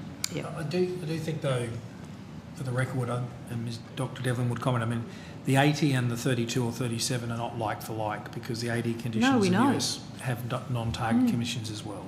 We know. That's fine. Look, I'll look forward to hearing what the Minister's determination is in relation to the MSAC decision in relation to Pompe disease. Is anybody here I could just ask a few questions around the PBS and tariff negotiations?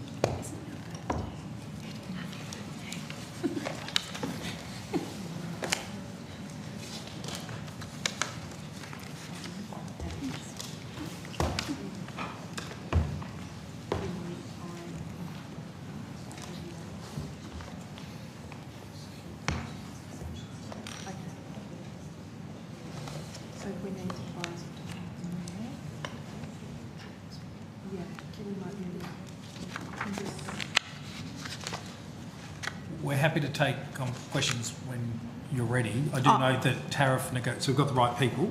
Yeah. Obviously, tariff negotiations are a matter for DFAT, not this portfolio. No, I was actually in relation to... thank you. The statement turned up. So did the Department of Health provide any input into the Australian government's submission to the US government? Their, I think it was Section 232, National Security Investigation of Imposts on Pharmaceuticals? Senator, the department was consulted by DFAT and we provided our advice to DFAT, who were responsible for that, and they would be able to answer more detailed questions about that submission. So it was just DFAT that asked you? DFAT was the one that asked you for the input into the submission? Senator, DFAT were responsible for the Australian government's submission, so it was their responsibility to ensure that they could have the right advice to underpin that submission. Yeah, thanks, Mr McIntyre. So has the department provided any input into the briefing materials for the Prime Minister's up-and-coming visit to the US President on pharmaceuticals or the potential impact on the Australian exporters? Senator, it's once again the responsibility of the Department of Prime Minister and Cabinet, and in this instance supported by DFAT, to brief the Prime Minister on such visits, but the Department of Health is consulted on issues that pertain to our responsibilities, and we regularly provide DFAT and PMNC with support for a variety of briefings, including for the Prime Minister. Okay, so you have provided input into the briefing for the Prime Minister for his visit to the US? Senator, we don't have visibility of the briefing that they provide, but we do answer the questions they ask us, which they then use for a range of briefing products. Yep. So, Minister, did the government make a formal submission into this process? It's a question for the Minister tomorrow during DFAT estimates. Okay. What I can say is we're obviously working extremely hard on it, and we will not negotiate on the PBS. Okay. So in relation to one of the 70 reviews, Secretary, the HTA review, I've got the right people here still? Yep. Okay. Which of the measures that were announced by the Minister in September will lead to immediate faster access to medicines for patients? Senator, the Minister announced a number of measures that are aimed to start early implementation of some of the recommendations. Of course, these recommendations are interlinking, and they need to be seen both individually but also as a whole, and that's why he established the implementation group to support that process. He's made some initial announcements, and we can talk about what he's announced, and all of those things feed into improving access to HTA. Okay, so are there any measures that you can point to that have been announced as part of the September announcement that will lead to immediate, faster access to medicines for patients in Australia? Well, Senator, they do support that. So, for example, the Minister announced that PBAC would begin a rolling review of their guidelines, starting with those guidelines that are most important for sponsors in helping them to direct the way in which they put forward applications.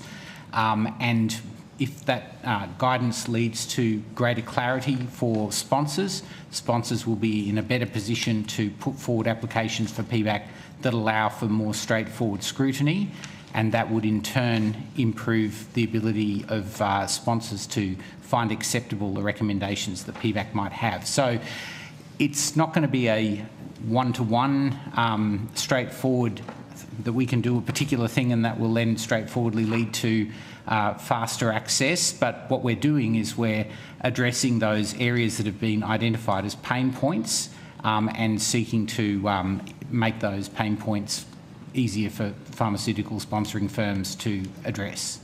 So one of the areas is trialling new ways to streamline the assessment of medicines, which we think will lead to faster assessment and listing of medicines on the PBS. Mr McIntyre has mentioned updating the guidelines for the PBAC, which set out in detail how it does its work to focus on comparator selection and discount rates in the first instance, because as Mr McIntyre said, those are important for sponsors of medicines to bring forward to the medicines to the PBS. defining high unmet clinical need and high added therapeutic value so that we can focus our efforts on medicines that meet those definitions, and we have to consult with sponsors, with patients, with patient groups to make sure we all agree where we should be focusing our efforts to speed up access to those medicines that will meet high unmet clinical need and have high added therapeutic value. So there are a range of things that were announced in September that we think will lead to faster access to important medicines. Well, between the two of you, you've just told us that you're going to have a rolling review, you're going to update guidelines, you're going to trial something, and you're going to define need. You know, you really would understand, I think, why stakeholders are feeling incredibly underwhelmed and frustrated by the lack of concrete reforms and progress under the HTA review. This has been on foot for some time. It's over 12 months since the report was delivered. The 12-month anniversary of the report was delivered. You've just told me we're going to have reviews, updates, trials and definitions. So I'm interested, I understand that the Minister noted that the final implementation roadmap is expected to be provided to government by January, is that correct? By the end of this year, yes. Okay. So it'll be December, not January? That's the announcement he's made. Okay, cool. So will the government minister or to the department, has the government indicated a commitment to release that report in full? Senator, sorry, my colleague may remember whether the minister has announced that he intends to do that, but it's worth noting that he has released the interim report that was provided by the implementation group, and he's also provided the covering letter that was provided by the chair with advice about early implementation. So the minister has demonstrated his intention to be transparent about the advice that he receives. Yeah, just particularly about the road map. I think what Mr McIntyre's made, there's no formal commitment made at this stage. Okay. Okay, just and just final area of questions. In terms of MRI licensing and services, I'm just wondering if the department... Oh, sorry, I'll wait till someone comes to the table.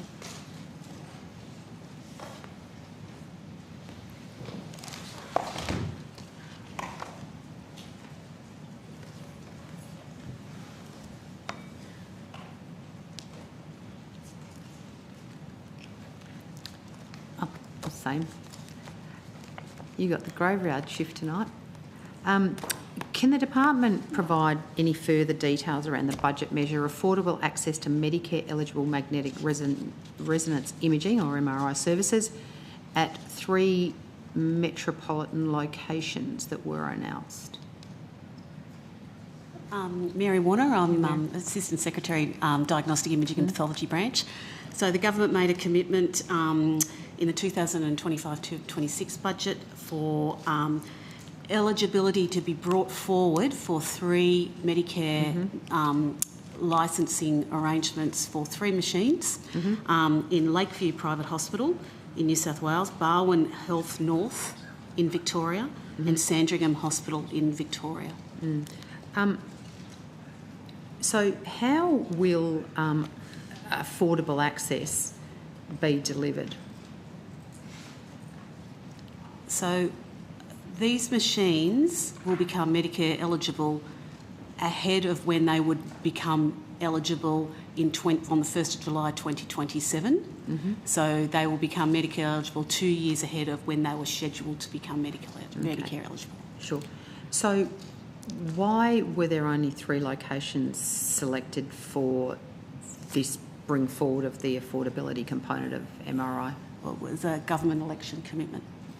Okay. So, Minister, do you know why those particular 3 locations were selected? I can take the numbers first.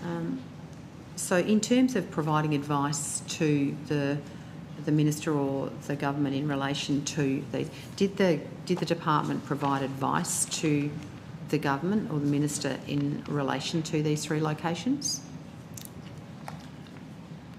When was the... did you say 2022?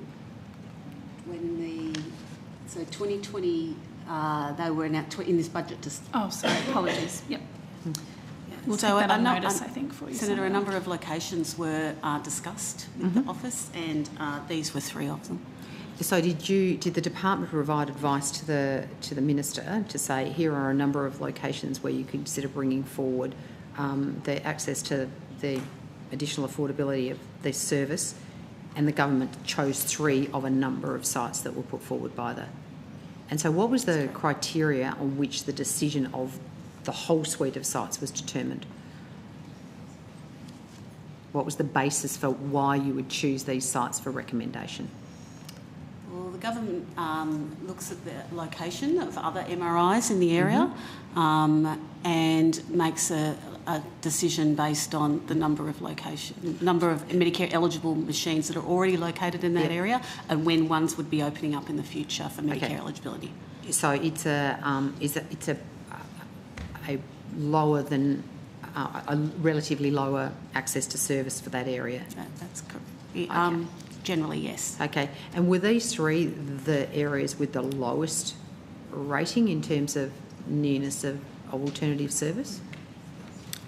They were considered to be in a group where they had low access in a range of... So when you say low access, so below average bulk bill access to MRI services, is that what you're saying? It's access to Medicare MRI services. Access to bulk billing didn't come into the equation. So it's not, is it? So it's access to any MRO services, regardless of whether they are subsidised or. That's correct. Okay, no worries. Okay. So who ultimately determines the locations and decisions of granting the licence? Is it the minister? You just said. Correct. Okay. Okay. So when the decision was made to for Sandringham Hospital to be one of the hospitals that would be granted this early access to subsidised MRI, did the Sandringham Hospital at the time have an MRI machine? No. Why? So, Senator, a lot of these locations have MRI machines. They're just not eligible for a Medicare rebate. Yeah, no. I that's what my point, Mr. McCabe, is that I'm interested why you would have given a subsidy or the affordability opportunity to a hospital that didn't have an MRI machine. So you've given a licence for an MRI machine to a hospital that doesn't have an MRI machine. Are there any other sites where an MRI licence has been granted to a site that didn't have an MRI machine? I think historically, yes, there has been, Senator, and over numbers of years, governments have made decisions to allocate licences, and that, in some instances, it makes Medicare rebates available to those locations if they have a machine. In other instances, it allows those facilities to make investments to get an MRI machine because of the subsidies. So. Okay, could you provide the list of in recent times of the MRI licences that have been issued to facilities that don't have MRI machines? We can take that on notice. Yeah, sure. Lakeview in Sydney, which electorate's that in? We'd have to check, Senator. Take that on notice. I'm sorry, Senator. Barwon would be Corangamite, would it? Sounds like official they're taking it over. Yeah, and Sandringham. I'm just interested because I contend they were all in extremely marginal seats. Sandringham's Goldstein. Yeah, Goldstein was held by Zoe Daniel prior to the last election. But Sandringham is also Alfred Health. I worked there. It didn't have any MRI. It's a really busy hospital. I worked there for over 10 years. Does it have an MRI machine? There wasn't an MRI. There was a CT scanner. Now there is going to be. Okay. So I'm interested to understand why the decision was to bring it forward for these 3 locations, but other metropolitan areas, in fact the majority of metropolitan areas have to wait for another 2 years for this to take effect. What was the basis for that decision? decision of government? It was a decision of government, Senator. Okay, thank you. Chair? Are we good? Are we Senator Ruston? Thank you. I think that concludes the today's hearing. Thank you to all the witnesses who have appeared and to Hansard and Broadcasting for their assistance. I remind senators that the committee has agreed to any written questions on notice should be lodged with the Secretariat on Thursday the 16th of October 2025, and that answers to all questions on notice are due by Friday the 28th of November 2025. The committee stands adjourned.